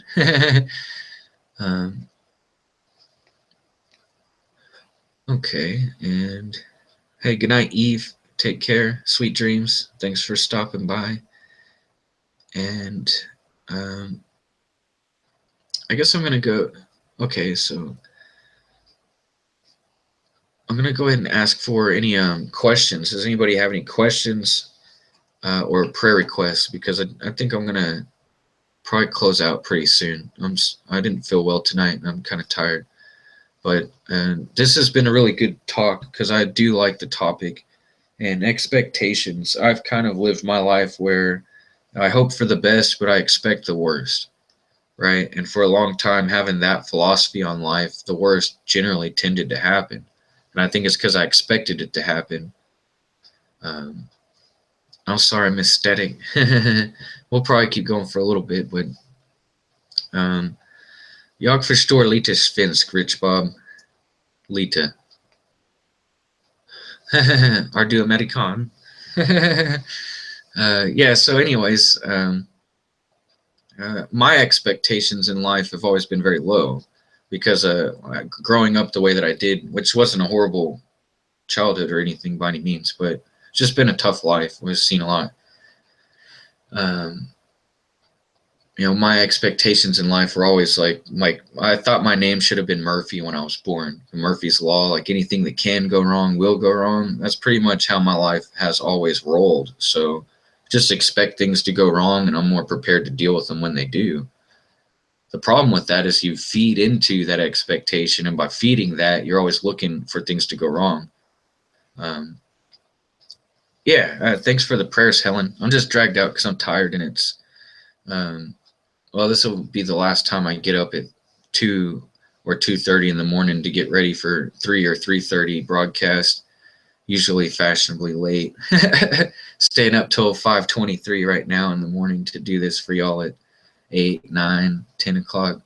But it's been fun and it's been well worth it. So I'm sorry if I sound dragged out. It's nothing, no reflection on any kind of condition other than just a state of being tired. And I'm not drinking coffee, I'm drinking tea. So it's a little different change of pace tonight. Hey, good night, Ramses. Yeah, thanks for being in the Facebook group too. And I appreciate your posts and participation. I appreciate everybody in the group over there and all their participation. I'm sorry I don't participate in there enough either. But one of the things I might do is I might begin to do screenshot, like I was saying about doing earlier and taking a walk through the digital park. I might take screenshots and actually go into Facebook and maybe briefly read some of the questions that people have there, or address prayer requests from over there. But yeah, I created one not too long ago, Brent. So if you want in, I can throw you in there. But yeah, I don't know. I love all you guys, and I'll give it a few more minutes for questions. But I appreciate the prayers, but you know, you don't have to if you don't want to. Let's see. But yeah, sweet dreams, Ramses, man. I hope you have a good. I'm glad that it spoke to you and that you had a good night. Yeah, Relevant Truth said one of the best things right here, that it's hard to be disappointed by expectations when you're living with a grateful and joyful heart. That's one of the truest methods to navigating through life in a path of least resistance. It's not going to change the resistance that you face in life, but it's going to change the effect of the resistance against you. Because in the process of coming to resistance with gratitude, if you can be grateful for hardship, that'll totally change your dynamics of how you understand your paradigm and your perspective. And then if you can have a joyful heart and be thankful, right? So if you can have gratitude and be thankful and then find joy in any situation, which it is possible, as annoying as it sounds, it is possible. And the more that you apply those things in your day-to-day life, when times get tough or even when they're going smooth, you'll really, I think, come to find the peace of Christ, because that's where it's at, is in those qualities. It's not in having an expectation of disappointment or trying to manipulate or leverage something out of a situation or a person. That's what I find that expectation and feeding expectation can do, is it can become a lever, right, to be a control mechanism or a form of manipulation. So, and that's not good, right? So we shouldn't be manipulating folks. Yeah, put just what we're talking about. 26 said, this is very important info. Put your pride aside. Following Jesus, or how are you supposed to follow Jesus according to the Bible? I haven't checked that out, but I would say definitely look into it. No, I'm not quite sick, but I didn't feel well getting up and getting everything going. So I'm super tired tonight, more than usual, and that's about it. So sorry if I sound dragged out or tired, but that's just the way it is. Thanks for putting the link, Relevant Truth, and let's see. Okay, here we go. What do you do if God went silent? Is a good question. Rayon's asking, and glad to see you too, by the way. Let's see. If what do you do if God went silent? Well, I think it depends. Well, what are you doing when he goes silent might be a good question to ask yourself. Not you specific, but just in the context of the question. If God went silent in your life, you might ask yourself, when did he go silent? And what were you doing in your life when that happened? And maybe there's a correlation between maybe you have disconnected yourself from him by turning your back to him and going towards sin, right? So the solution would be repenting and turning away from sin and back to God, right? And then it'll become less silent. But that's an interesting thing to consider, right? Is silence. I mean, I don't think you're talking about literally hearing God's voice directly or verbally, but what do you do if God went silent? And I have a testimony video, 2 of them from 4th of July of last year, and I give a long rundown on my testimony. But it's, what did I do when God went silent in my life? I was backsliding at the time, so I felt it was partially my fault, but I tried to get right with him, right? And I couldn't completely get the victory over the sin that was in my life at the time. So I did become backslidden, right? And in that, I was trying to move forward, but I was still going backwards. And the more I went backwards, the more harder I tried to push to go forwards. But it was like the snowball had already begun, so to speak. And in that, once I got completely disconnected from feeling the presence or what you would say hearing from God, at that point I felt forsaken. And then I got prideful and I said, well, God, you said in your word, you'll never forsake me. And here I am forsaken. I have been forsook, right? And I got into the woe is me attitude probably, right? And then I was expecting to be fed, and that source of food had disappeared. So the person I depended on to get my food from was gone, and now I'm not getting fed from my dependency on him, and I don't know how to go to the Bible to get the deep answers I needed because I was, different in many ways. And then it got to the point to where in trying the best I could on my own, I failed. And instead of acknowledging how, why, when, and where I failed and trying again and harder, longer, what do you do if God went silent, or what do you do when God goes silent? I turned my back on God and went the other way. And I played hard to get, and I said, well, you saved me once, you can come save me again. I don't know if I can trust you if you said you wouldn't forsake me, and here I am feeling pretty forsaken. And at that point, that was the worst thing I possibly could have done, was go further or deeper into rebellion. And I paid a heavy price for all of those mistakes and detours I took in life. But it also made me who I am today. And so, static says the thing that I was eventually going to get to, but God speaks in a small, still voice in a busy and loud world, right? And that's exceptionally true. Sometimes we expect this big booming voice from up on high, when in reality it's a whisper on the wind, right? Hey, Blue Thunder, what's going on? What are you doing up so early? But yeah, so that's how I think about it, right? Is when you really stop to take time to look at it, that's a problem right there, is we often don't take time to stop and look at it. And I know I'm pretty redundant on some of the things I say. I would say if you actually stop to think about it, if you actually take time to stop and look at it, and I say that all the time, but I think it's a good thing to get down pat, so that way it becomes routine or reflexive. I think it almost needs to be a reflex of yours to be able to look at something and analyze it in a way that's going to be using God's discernment, not just your own fleshly discernment. And we all have the power of observation, right? But hey, good night, Josh, man. I'm glad you got to stop by. Much love to you, good sir. Relevant, I'll get if James is here, he can get the link for the group in Facebook, but I appreciate you trying to put the link in there. If you want, I can give you a wrench, and that'll give you the way to do it. But so yeah, expectations, I think they can be good, they can be bad, they can be important and vital to helping us move forward and grow.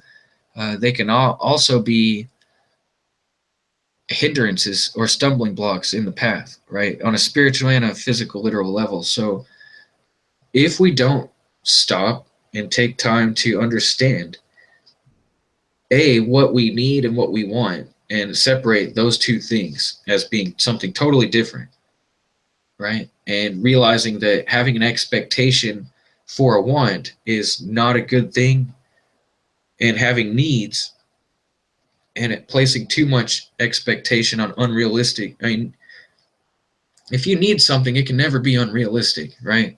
But if you expect something, it can be unrealistic expectations. So we have to balance. Once again, going back to balance, finding the balance between what it is that we need and how we can get fed what our needs are, right? And having our expectation of having those needs fulfilled, coming that from God in its source and origination, that's the best place to be in, right? And then having an expectation for your wants and desires to be fulfilled isn't wrong, unless you place too much expectation to the point to where if your wants or your desires aren't fulfilled, are you going to be disappointed or let down? And I think that that's where it becomes an unhealthy expectation, is that disappointment is part of life, but you don't have to experience it because you chose to be disappointed. Most people don't look at disappointment as a choice, right? And if you take a choice that's going to bring you disappointment, if you don't move away from your expectation and realize sometimes it's a chicken or the egg issue is what I look at it like. It's cause and effect. If I didn't have the it goes right back to the very first answer we were given. If you don't have expectations, then you can never be disappointed. And that's true. But if you don't have disappointment in life, are you ever going to grow outside of your comfort zone? And I think that you do have to be disappointed, and failure is a successful tool for growth. Sometimes I think it's imperative that we fail in life at certain things. And that teaches us what it truly is to win. I've played sports enough to know I've never been on a winning team in sports, ever. And I never was the best player on the team either. But there was something about playing sports that was more important to me than being on the winning team at the end of the day, right? And we never got any trophies for losing. And we're living in a world now that tells you that you can be playing something you don't really belong playing, and in that you can be unsuccessful at playing it. And in your unsuccess, you can be valued highly enough to be given the same trophy everybody else gets. And your level of achievement really doesn't matter, and your level of skill doesn't really matter. All that matters is that you feel good at the end of the day. But what did you learn in feeling good? You learned how to be happy being a loser, right? And I'm not saying you should be happy losing. I'm saying that in your unhappiness of losing, that should motivate you to want to find the ability to win, right? To me, if you lose, you come back harder and stronger, and you try more diligently. Hey, Liam, what's going on, buddy? Wiggle with it, my friend. But yeah, so I mean, it's hey, Christine, what's going on? Also, I hope your leg's feeling better. I'm always worried about your leg. So yeah, it's totally lost my train of thought because we got some good people coming in. But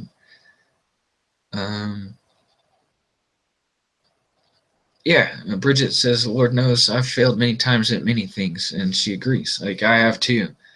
I guess some of the best times to realize is that if you didn't fail, right, at a thing in life, then let me finish the sports, because now I remember what I brain farted, right? If I always lost on the teams I was on, and I didn't have a whole lot of control over the ability to make everybody else play better, right? Which goes back to, if I had expectations on my teammates, I would have not been happy being on a losing team. And I never really was happy losing, but I was always happy to be on the team. I liked the players. I liked, the camaraderie.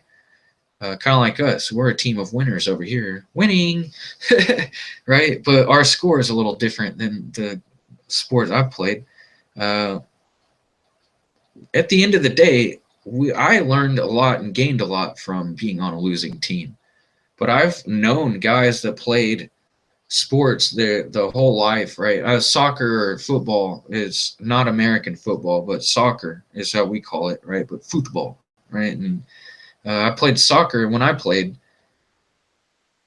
I knew guys that had played since they were, toddlers, and they played on the same team with the same guys from being in diapers until high school, right? And you got those guys are like a family. Imagine the cohesive unit of skill that they were. And I had a co-ed team, so you not to say anything negative against the girls, but the only two girls we had on our team were like, I don't even know why. I think they played because we needed two extra people to be in the backfield. So that's never a good sign when you're just trying to fill up spaces on the team. But those guys that I knew that had played forever, they won all the time. They never lost, ever. I mean, maybe every once in a blue moon. I'll never forget, on one season, the only win we were going to get other than somebody had to forfeit because they didn't show up, that was the only win we had all season, I think. The other win, we were actually going to beat the undefeated number one team I'm talking about, and the lights didn't come on. There wasn't even that much of the game left, and we were actually going to win, and they canceled the game and called it a tie, even though we would have won. And it was still bright enough outside to see. There was total politics, and we would have beaten the undefeated team. We still would have been last place, but at least we would have had a little bragging rights. We got robbed of that only victory ever in my sporting career. But what I'm trying to tell you is that losing to that team would have meant a lot more than losing to us did, because we got used to it after a while. And it's not that that was our level of expectation. We didn't expect to lose, but those guys always expected to win. And when they do that, they don't really value what it is to win. And especially when it comes easy and they got all the skills that they had. Some people in life have it real easy and they're not tested, they don't struggle. And without the test or the struggle, how much growth is there really getting done? Hey, Tree of Life, what's going on? So, yeah. Let's see. Yeah, playing on a losing team can be very miserable. So looking for the good in a bad situation. I was always like the encourager, the team motivator, the guy to run around and come up from behind you and like whoop you into shape. I was more of like do what I say, not what I do kind of guy on the field, because I was allowed to break some of the rules of formation, not Anyway, so. Yeah, that's my story about sports, and I think that expectation can set you up for failure. I've said it 20 times. I'll say it again. It can set you up for failure or success. Depends on where you place your expectations and then how you feed them. Where are you drawing your expectations from, and where are you drawing your sustenance from? So maybe they do. Rich Bob, I don't know. I don't know if he's into soccer. Okay, so if we have any other questions, I would like to respond to any other questions before I go ahead and pray us out. But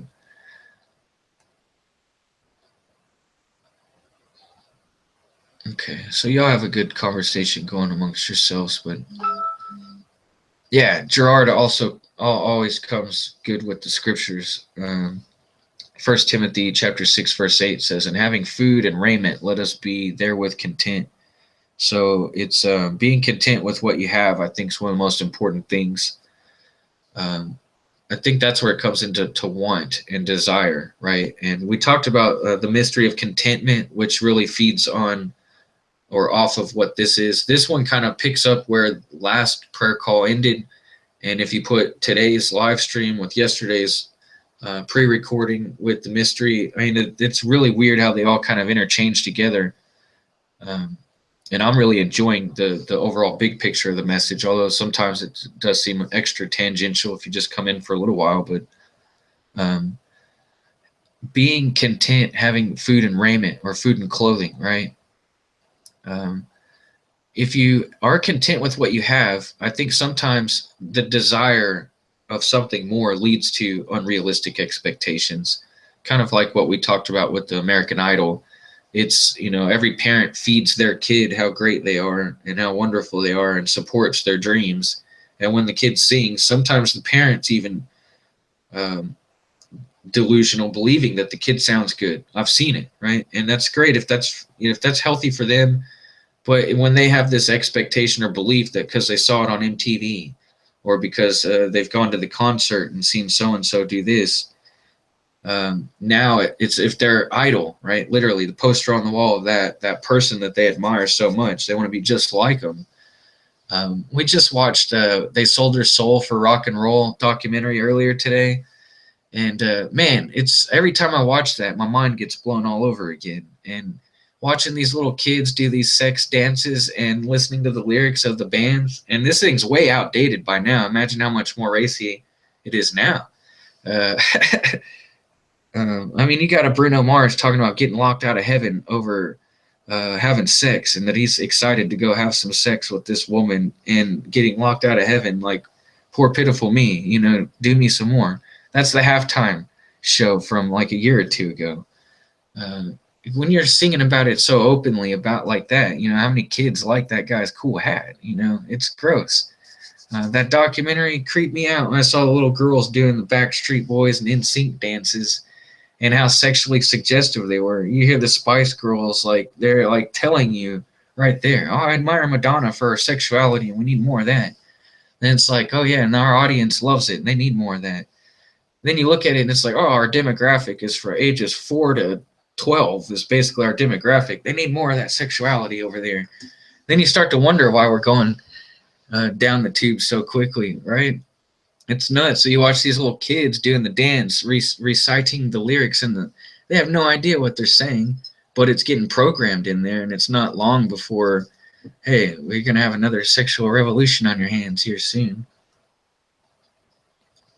Okay, so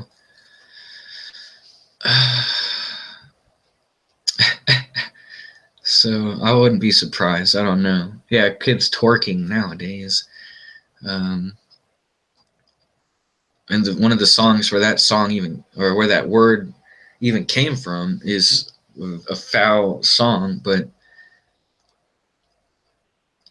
okay, so hey Jennifer, what's going on?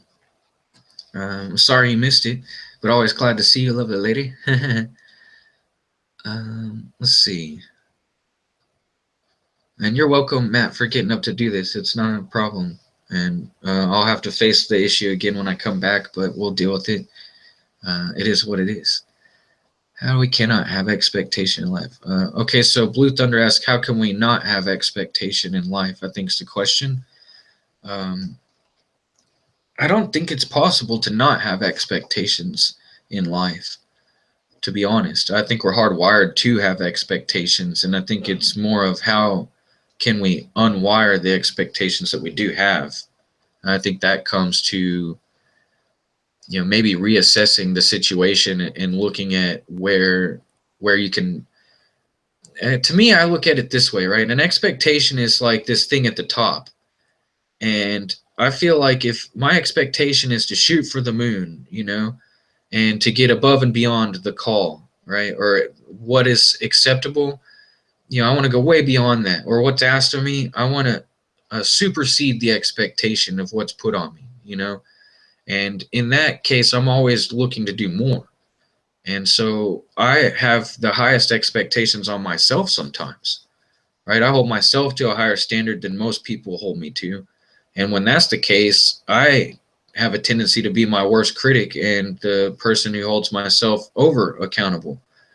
I'm a profuse apologizer, and that gets old for a lot of people. Oh, I'm sorry for this. I'm sorry for that. I can't help it. It's just in my nature.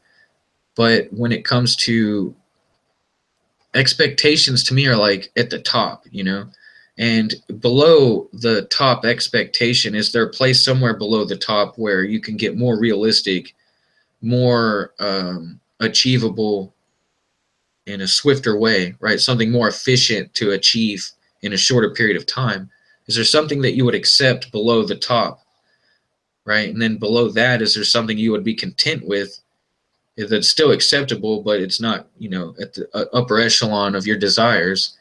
And then is there a point at which you draw the line and say, below this is not meeting the substandard expectation, right? Is there a bottom line you're not willing to cross? And I think within that spectrum of reality, then maybe reassess what is a healthy expectation and where do you are in the process of fulfilling or meeting that expectation that is realistic. So I don't know if that's like you asked me what time it was and I just told you how to build a clock, but how can we not have expectation in life?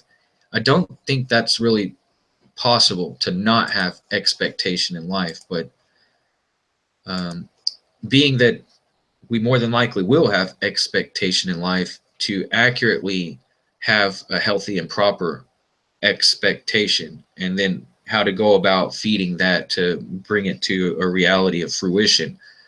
To me, that might be a more fulfilling and rewarding approach, right? Because I think if you just try to eliminate all expectations, wouldn't it be an expectation to expect no expectation?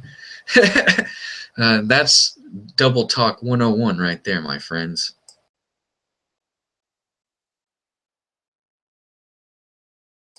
Or, on the other hand, how could you ever expect the unexpected if you never had any expectations in life, right?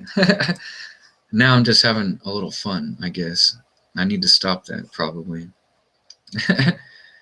um, okay, so I'm just glad you guys are here. Y'all make me laugh. Liam, don't lie to me, buddy. I know you wear those skinny jeans over there, man. Skinny jeans. Yeah, yeah. Sorry, I just saw a comment about skin tight pants. Oh, yoga's packaged. Okay, Nancy. Now I see where you got the skin tight pants. They are creepy, man. Everybody runs around in yoga pants. Now in Sweden, I'll say this is probably the land of hot pants. Everybody wears it, man, even the guys. But the guys, they're disguised in the form of jeans. I've seen it. So, you shouldn't wear skin tight or yoga pants, Christians, to begin with, too. Well, I don't know. Yoga pants is just a name because that's what people prefer to wear when they do yoga. I don't think the pants have anything evil about the pants. Maybe the fabric is a blended fabric that's not the healthiest choice, or I don't know. I don't know if that's. I think that might be splitting hairs. But yeah, yoga is packaged as something that's good and healthy. I don't think there's anything wrong with the person to stretch and doing things for your body and keeping your. I don't know. There's a lot of health things that are good about it, but technically it is sun worship according to their own beliefs. So, and when I say they, I mean the people that started yoga, and that's their.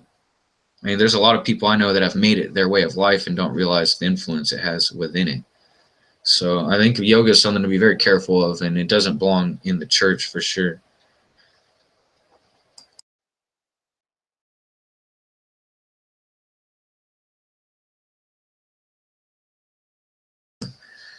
Okay, so um, okay, so I know we've had some issues, so I'm glad y'all are talking interpersonally about some of the issues in the chat. I won't bring up publicly on the stream, but um, Tina, did you give that away? Oh no, man. That's my line. You can't take that. Tina, give. No, I shouldn't say that. Y'all are getting crazy over there. I love it though. It's funny.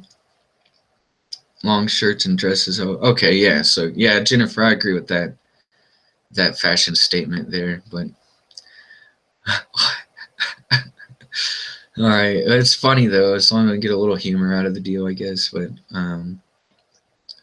Helen's done some great videos. So if y'all haven't checked out some of her scriptures, she always comes good with the scriptures too, like Gerard. She's got some good readings and very pleasant voice. Ron's also got a couple videos. She was just saying he did a good video on John chapter 2. So check that out. I would highly recommend it. Let's see. You guys, yeah, this is like being back in the locker room, back in my soccer days, right? So, hey Dominic, what's going on? I'm glad to see you. And all right, you guys have definitely ended the night on a a comedic high. I appreciate it. Um, oh no, Brent, that's funny. I can't even read what y'all are saying, but y'all got me cheesed up over here. Let's see, Ephesians 2, 8 through 9. For by grace are you saved through faith, and not of yourselves. It's the gift of God, not of works, right? Lest any man should boast. What do you think the line should be drawn between women being modest and men being personally responsible? That's a really good question, cutting straight through. Um, and hey, Andy, what's going on? I'm glad to see you. um, let's see. I don't know. That's a hard thing because okay, men are men, right? And as long as a woman has a butt or a boob, a man's always going to be naturally drawn to that. So, where can a man be personally responsible for his hardwiring? Um, I think it's what he does with that drawing. So, it's personal responsibility in a man begins before he even takes a look, I guess. And sometimes it's impossible not to look. I know girls look often as well. So that's a hard thing, right? At what point does a look turn into lust or desire, or at what point is a look just an observation?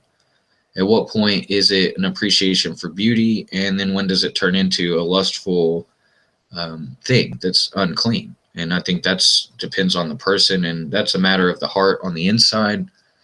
Um, and then a woman being modest, what is modest? At what point is the dress too short or too long, or at what point is the crop too low, and at what point is any cleavage wrong or too much is, and some girls have a harder time covering up because there's more going on there. And I mean, there's a lot of variables and options. So I think it's hard to really say when does the man need to be personally accountable and responsible, and when is the woman antagonizing. And I think some women walk around and it's I don't think they even realize it, but it's a shame, right? So and then there's I don't know. I think at some point some people clearly have no shame, and then at other times, some people are just weren't, as fashionably sensible as others. And I think in some points it's the parents didn't really give a good proper parameter for where those things go, or sometimes if you put a parameter, they'll want to go beyond. Um, but yeah, I mean, it's hard. And I think you look at the way that they're sexualizing the children these days, it begins very early, and it's hard to say, if you were raised to be a certain way. There's kids that put on makeup now before they're even in kindergarten. And I mean, it's nuts. And I've seen little kids on some of those shows where they look older than the girls I dated in junior high. I mean, it's a sick world out there. And then you combine, hormones and milk and meat and stuff, and now women or girls are developing at younger ages, and um, it's kind of like where they try and shame the victim of rape, like it was her fault for wearing the wrong clothes or something. And there might be times where what the girl was wearing was a factor, but that doesn't equate to blame and blaming the person. What they were wearing justifies something like that. But yeah, Jennifer makes a really good point too. In Texas, it can get 100, 110 degrees outside before you even add in how it feels with the humidity. What do you wear when it's that hot? And then at that point, when does it become, people wear short shorts there all the time, and that's, it's what do you do? I don't know. So maybe we need to go back to tunics or something. Who knows? But yeah, and Tree of Life says curvy's harder to cover. Definitely. I don't think all women want to be hanging out, but sometimes that's nature does have a way, right? So yeah. 26 brings up MK Ultra and Walt Disney. Some of the programming that they've done with this princess mentality, and that goes back to expectations. Some people as children grow up to expect to be the princess forever, and to be taken care of. Like, where's the knight in shining armor coming to pick me up, and sweep me off my feet. Life doesn't often happen that way. So when you've been led to believe in a fairy tale, when your fairy tale doesn't happen, well, then your life is incomplete. Or you see one person who has the fairy tale come true, and then all of a sudden your life is never going to mean anything because compared to theirs, they're living the dream and you're stuck in, the mundane realm.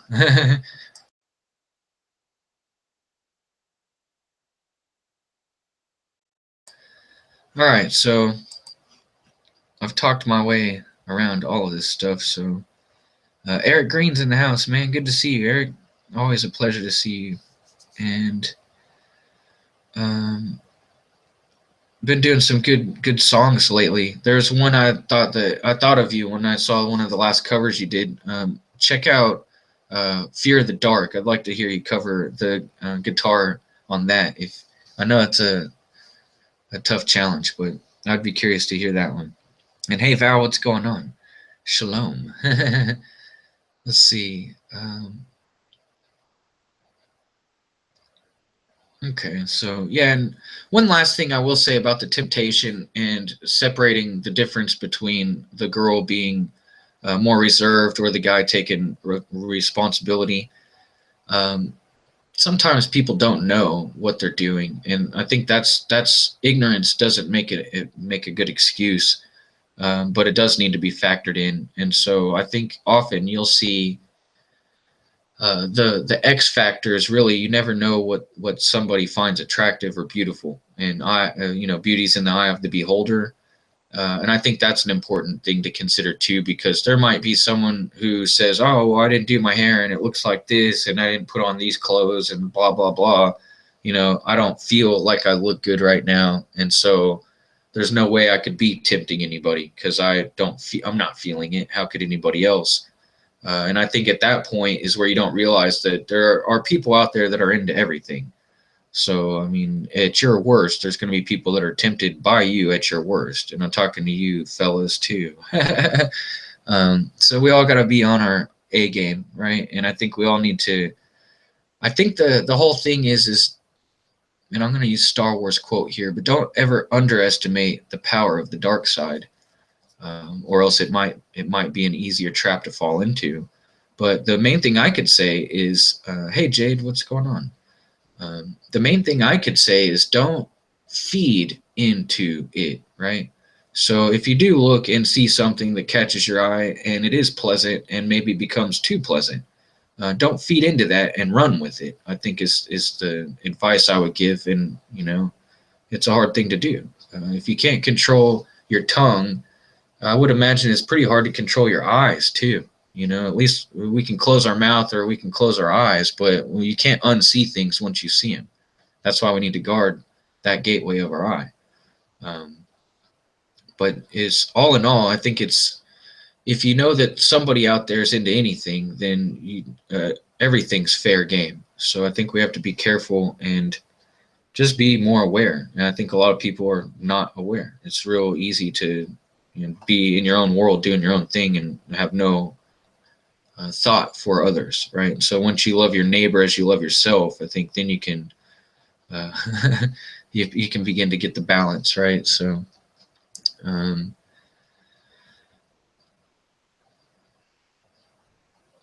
yeah, Nancy said it's disgusting when you're talking to someone and they're looking at your chest and not your eyes. Nothing has ever bothered me more than that. And I'll tell you, I've worked at some places where ladies would try to flirt and they would, make the cleavage and lean forward so you could look, and I'll never forget how many times at the job I was at as a man of God, but also a man that has some pride and I'm not falling for your little trick, lady. I would maintain eye contact the entire time. And this is the opposite of what you're talking about. You're talking about the guy that can't control himself and is more focused on boobs than the conversation. And I've seen a guy do that to one of the girlfriends I had a long time ago. And I literally stopped him in the middle of talking. I said, dude, are you going to talk to her or are you going to talk to her tits? I'm sorry for being crude there, but when he looked at me say that to him, he got the fear of God look in his face. And I was pissed. And it still bothers me to this day. But I was with her. And that's even worse when you're right there next to the chick's guy. But as a woman, I could only imagine how that would feel, you know. But it's in that times when I was being tempted by the woman, you know, and it wasn't ever going to amount to anything other than, hey, here's a little peek for you.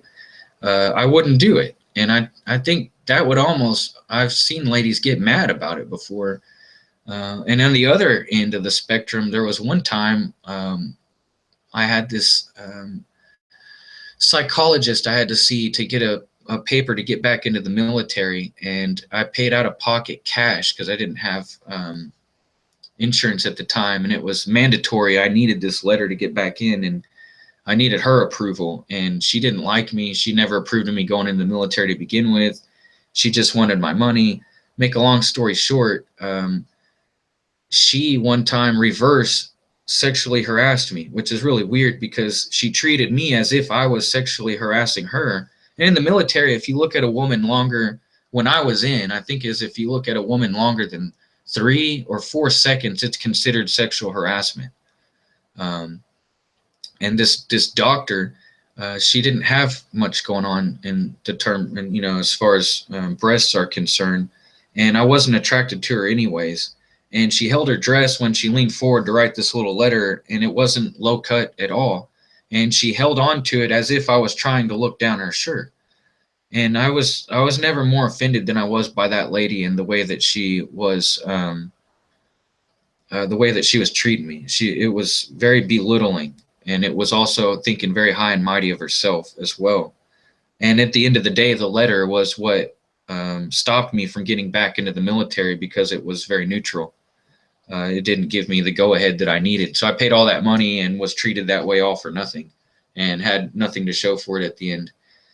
So I see, like, you can see these things happen in different ways and in different styles. And where is your expectation, right? And for me, a guy, if he ever expects to have the respect of a woman, you never talk to her chest because they don't have ears and they don't have a mouth, right? And I don't know. There's nothing more.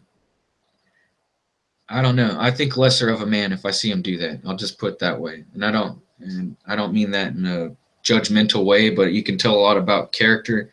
Now, sometimes it's out of control, like out of your control and your ability to handle yourself.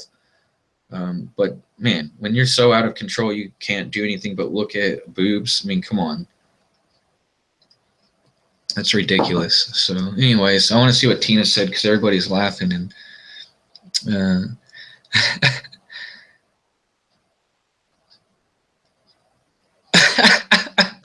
All right, I got to read this one.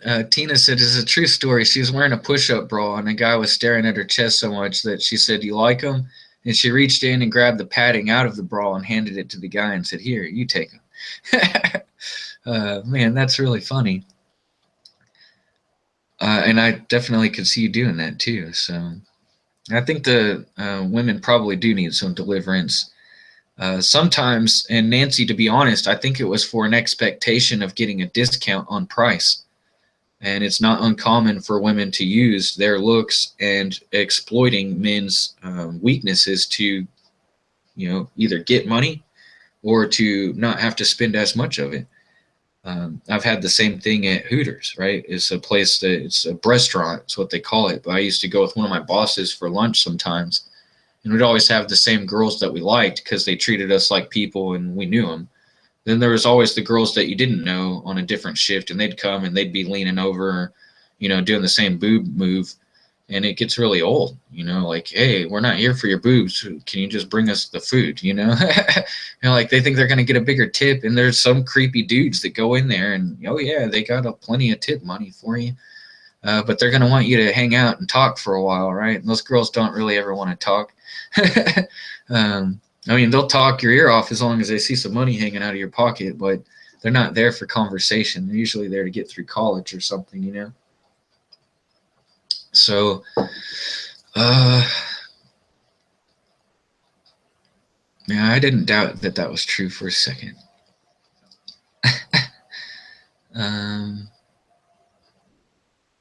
Oh man, this is I got a big smile. A friend of mine said guys would talk to her looking down at her, he knows, and she had to tell him, hey, I'm up here. Yeah, Joyce, that's the same thing. I feel bad for women that have boobs, because that's a focal point that can take you away from the heavenly glory and the real beauty of a person, right? um, could the garden be in the North Pole area? Eric, possibly. The North Pole is an interesting topic. The South Pole as well, especially when you get a flat Earth spin on things. I don't think we know where the Garden of Eden was, but Rob Skiba, before he was into flat Earth, I think was doing some research on where Eden may or may not have been. So you might check Rob's channel and see what he's got over there, because I remember watching a couple of the lectures and it's very interesting. Yeah, Jennifer says, gosh, women do that all the time and then complain about being treated like sexual objects. And it's not rational. Yeah, the same liberals that were arguing about what Trump said in a locker room type private conversation 20 or 30 years ago of, using a derogatory term for a woman's feminine anatomy, and to grab a woman by that, um, inappropriate language, and it was very old time ago, right? Back when that was more acceptable, but it was a guy talk in private. So I have a hard time holding a private conversation that a guy had with another guy in a, I don't know. I'm not condoning what he said, but the same liberals that were blasting that around as being the most deplorable thing, and because he's running for president, he's unfit, because he's, I've said he's been a womanizer for years, so that's not like a new thing. And if you're surprised that Trump's a womanizer, you hadn't been paying attention for 30, 40 years. But it's, I just thought it was super weird, because I just saw protests, multiple, since this has been an issue, but talking about women's rights and the abortion situation, and it's my vagina, my decision, that kind of thing. There were women on a bus that were dressed up as big vaginas, and they're sitting there walking around with my vagina rights kind of demonstration going on, but yet they're using the same word that he was scrutinized for using 30 years ago.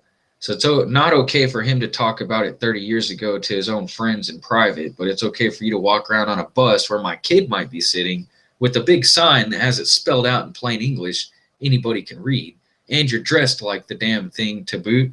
I mean, come on. I just said to boot, and I don't use that very often. So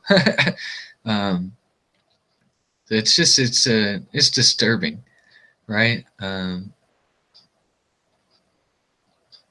Oh wow, yeah, Laura, that would be weird. And I've heard that mentioned before, and sadly, I think Ron's right. Some dudes might like that, but Laura said men do it all the time. Imagine if women stared at men's packages while they were talking to them. A lot of guys are uncomfortable with their own packages, so I could imagine they might start getting a little squirmy, a little hot under the collar, right?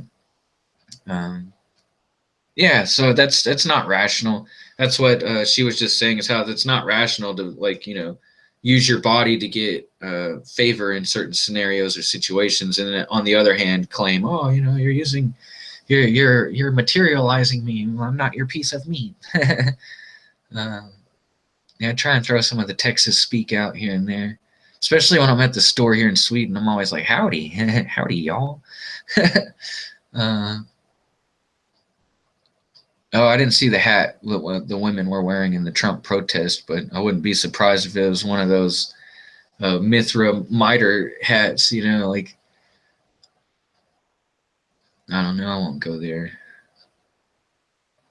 Okay, so last call for questions, because it's late and I am tired, although I am having fun, and this is really fun.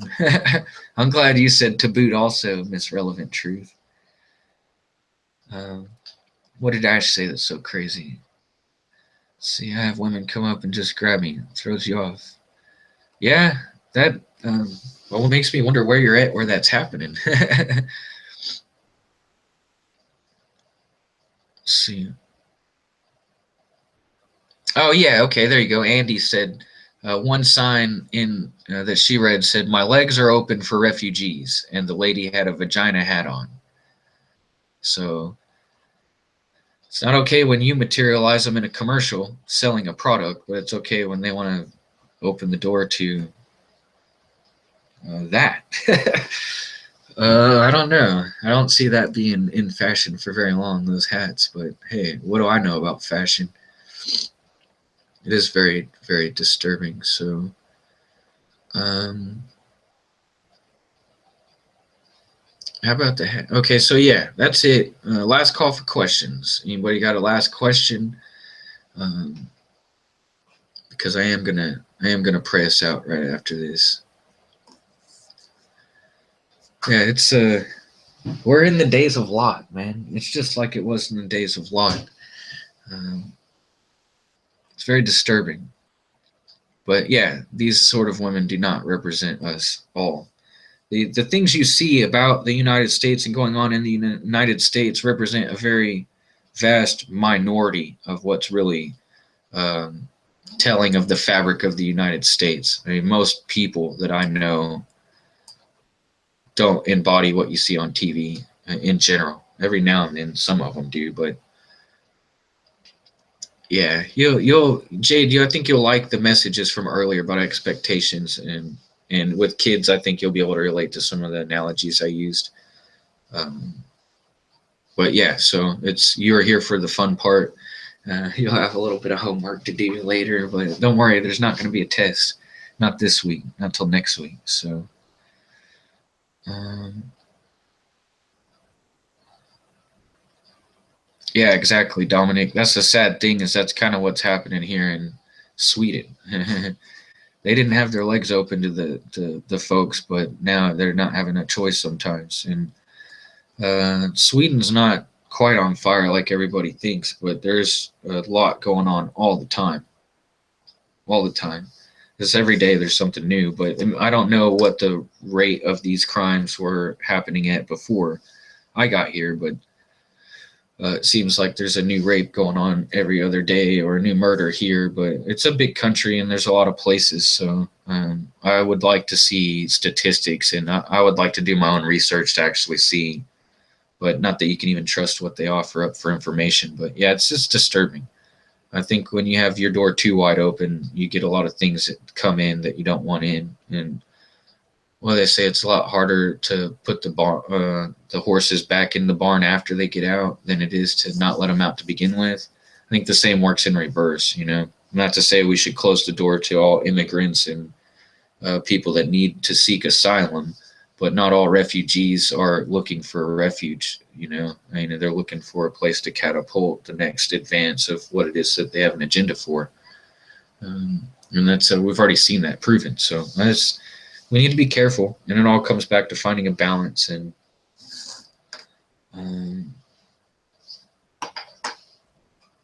yeah, so yeah, a lot of these things are pretty infuriating and sickening. That's why I don't avoid talking about them, but I don't tend to try to focus on them as much as I used to.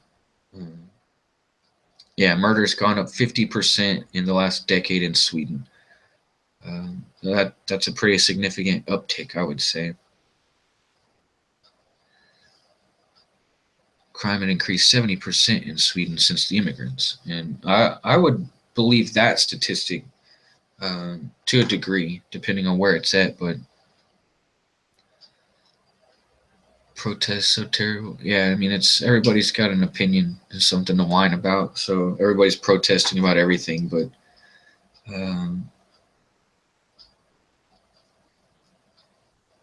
okay, so I think that's it, guys. I think I'm gonna be ready to pray us out. And Sweden has had enough, but I'm waiting to see them push back. So it'll be a while because it seems like the government wants to minimalize what the public appearance is internationally. Like, hey, nothing to see here. There's nothing going on that doesn't go on everywhere else. And that's true for the most part, but I don't think they're willing to acknowledge or admit what is going on.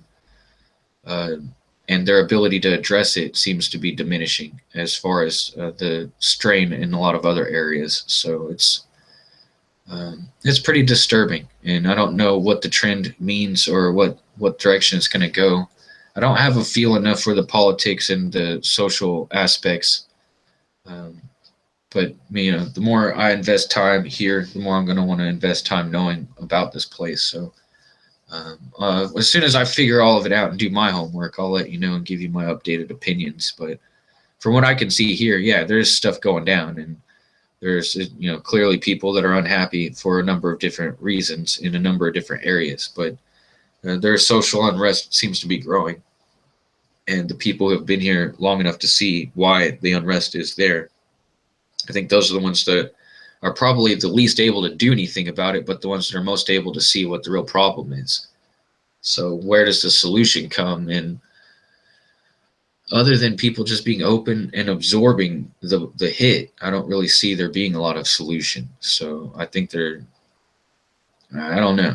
It's a very complicated situation, and the more that time goes by, the more complicated it's going to be. So, all right, so that's that, and I'm not going to kick out. I'm not going to close the chat out. It times out on its own accord. So don't think that if you're in the middle of something serious and you want to stick on there, if it shuts down, don't think I didn't approve of your comment, or it's not personal, but they time it out. So I'm going to go ahead and pray us out. And all right, thanks for that, Red. We got that prayer request in. And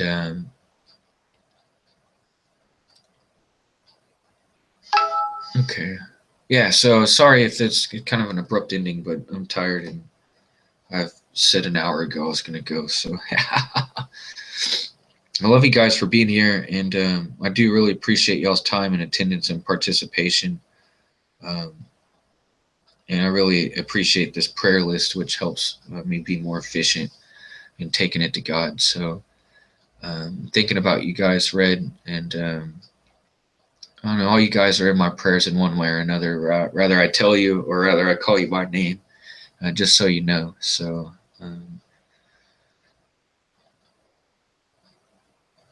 oh wow, that's disturbing. Yeah, I saw that too. I don't even want to mention it, give it any more power than it already has. But thank you, Relevant. I really appreciate you guys being here. Some of y'all have been here since the beginning. So this is the last one from Sweden for Tuesday. So next Tuesday we won't have a live stream on schedule. Probably make it up later in the week if it's possible. But we will have one more European stream this week. So it'll probably be Friday or Saturday, maybe. But it'll be during the day, probably for an hour or two. So for y'all, it'll be during the day. For us, it'll be at nighttime. But so yeah, that's it. So I just want to let you guys know, don't worry. Don't cry for me, Argentina. Right? So yeah, I'll be back next week, and I have to be out for 3 months, and then I'll come back again. And until I get a residence permit or citizenship, that'll have to, or whatever those other things are called. I can't, a visa, right? Until then, yeah, until then, we'll just have to do the hot potato game, or musical chairs. That's the one. So as soon as we get more information, I'll give everybody updates on all this stuff. But okay, so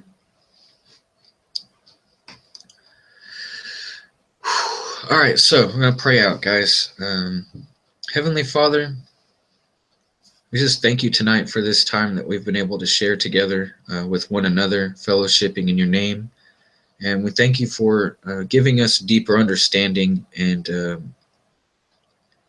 a good conversation in discussing expectations, God. And we just ask for you to help us to come to you with all that we need and all that we want first, and to let us draw our expectations from you and your promise that you give us in your word. But God, we also want to ask that you help us to understand in our lives what it is that we need as opposed to what we want, and give us the ability to discern between the two. We also want to ask for you to help us to learn how to more efficiently abide in you. And we always have the open invitation for you to come abide in us.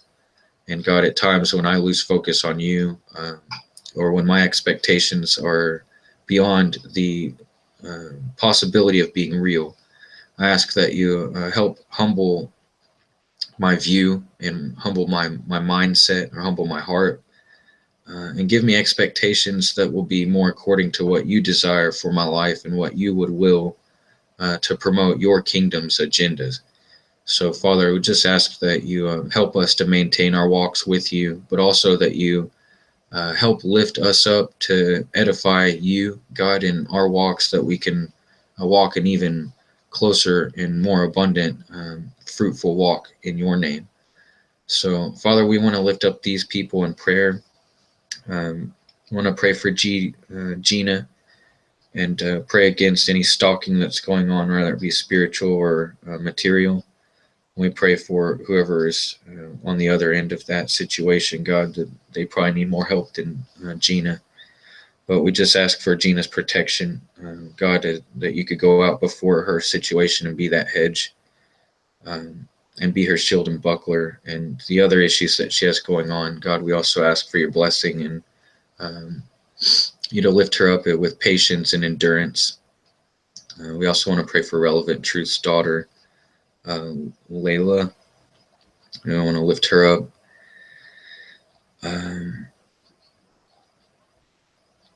God, you know the desires and the needs and the whole spectrum of things that need to be addressed better than I know how to ask for them. So, God, at all times, just know the will of my heart, and hear the cry of your servant's voice from within. I also want to lift up Tina and her family, and all of the health situation that's going on over there.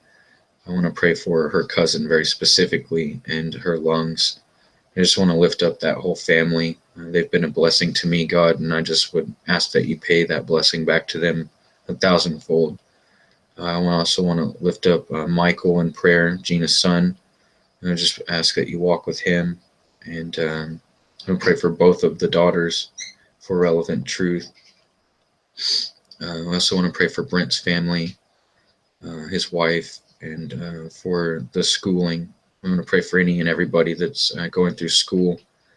God, that you be with them and that you help them in the finances aspect, but also that you help keep the focus diligently moving forward for the benefit of whatever it is that they're in school to get done, God. And that's a place where expectations are hard to meet. So just ask that you walk with those that are feeding that expectation for a higher education. I also want to pray for Adam's family and those disobedient children of all families. I also want to pray for the compassion of the parents that won't provoke their children to wrath. We just ask for cohesion in the families and for less turmoil. We also want to pray for Christine's leg. It's been a long endurance test of fixing that broken leg. And God, I just ask that you continue to help keep her spirits lifted high and continue the healing process with God's speed, and know that she's never alone. I want to pray for Gina's boyfriend also. And for whatever it is that he's in need of, God, we just ask that you lift him up and help mold him into the man you need him to be, to take care of whatever it is that's going on over there. I also want to pray that you close the door on demonic attacks to all who are being directly and spiritually attacked. Ask that the weapons of warfare could be used efficiently to cast down strongholds. And in Jesus' mighty name, that we could be delivered from the attachments and the chains of bondage. I also want to pray for the strength to fight off fear, as well as spiritual protection for loved ones, no matter the distance between them, emotionally, mentally, spiritually, or physically. We ask that no matter the distance, that there's protection. And we also know that in your word you tell us that we're not given a spirit of fear, So we ask that when fear shows up, God, that your strength to fight that fear overcomes, and that we know we're more than conquerors through Christ. So let us not even fear fear itself. Let us just fear the Lord and begin our path in your wisdom. I also want to pray against the spirit of lust, most specifically, and that for men and women who all suffer from the flesh and the desires thereof in lust, God, we just ask that you help protect our eyes and our hearts and our gird up the loins of our minds, that you help us to turn away from embracing the lust. And when we're faced with temptation, God, that you show us the way out swiftly. And all these things we bring to you in prayer, God, because we love you and because we need you. And with our need for you, God, we just lift these concerns. And you tell us in your word to care, to cast all our cares on you because you care for us. So God, as we're concerned, rather than let it turn to worry, we give you our worries and we give you our cares, and we're only concerned with you. And we ask that we just ask that we know we can expect. So it's not an ask and an asking, but it's an expectation of you fulfilling your word.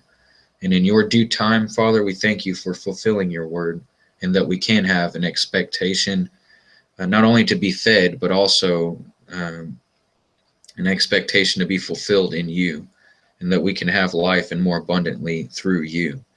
And spiritually, what we do in this life,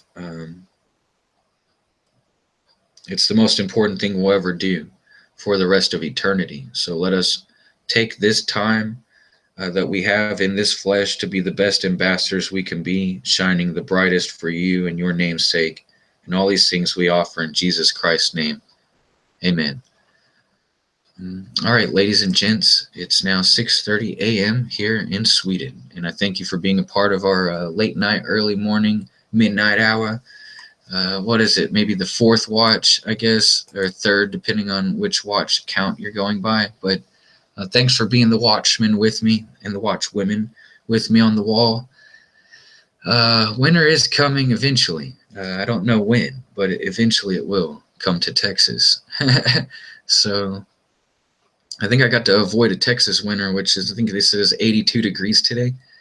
We're just a little bit above freezing, so I don't feel too bad for you guys over there. But winter's not so bad after all, just so you know.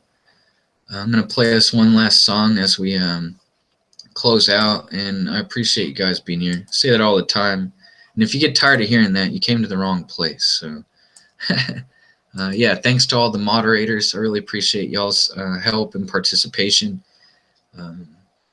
I don't know, I'm just thankful to God for each and every one of you. So with much love, I will send you off with another track from my favorite band, the Moondogs. Let's see. I think I'm going to do this one because it's fun.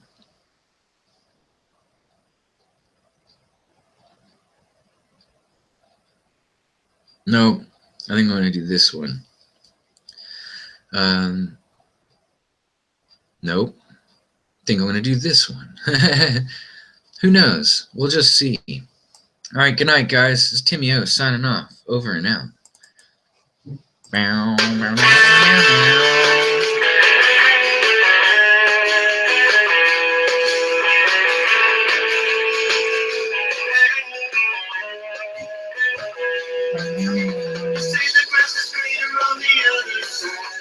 Baby, you can run, but you cannot hide. But you're gonna come running back to me.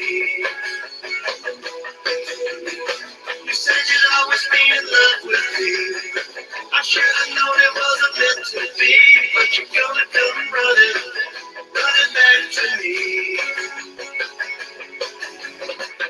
I know I should have seen it coming. Should have seen the writing on the wall. I saw you give him all your loving. Now I know you don't love me at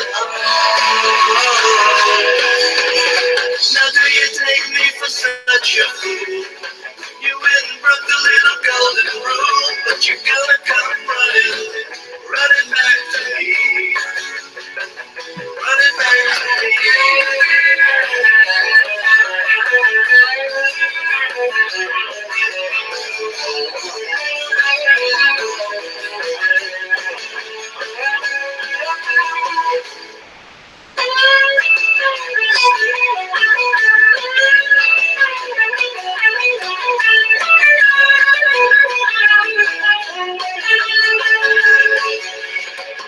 My first mistake was just believing.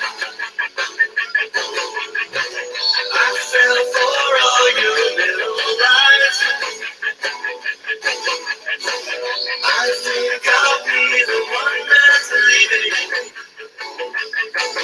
'Cause you can't even look me in the eyes. Now I wanna make it crystal clear.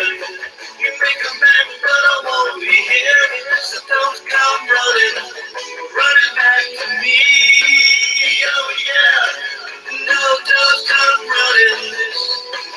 No, don't come running. No, don't come running back to me.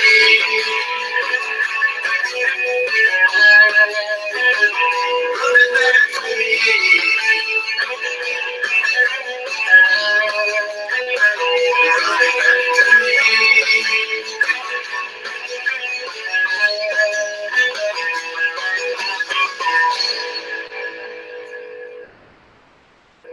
Adios from Sweden, mi amigos.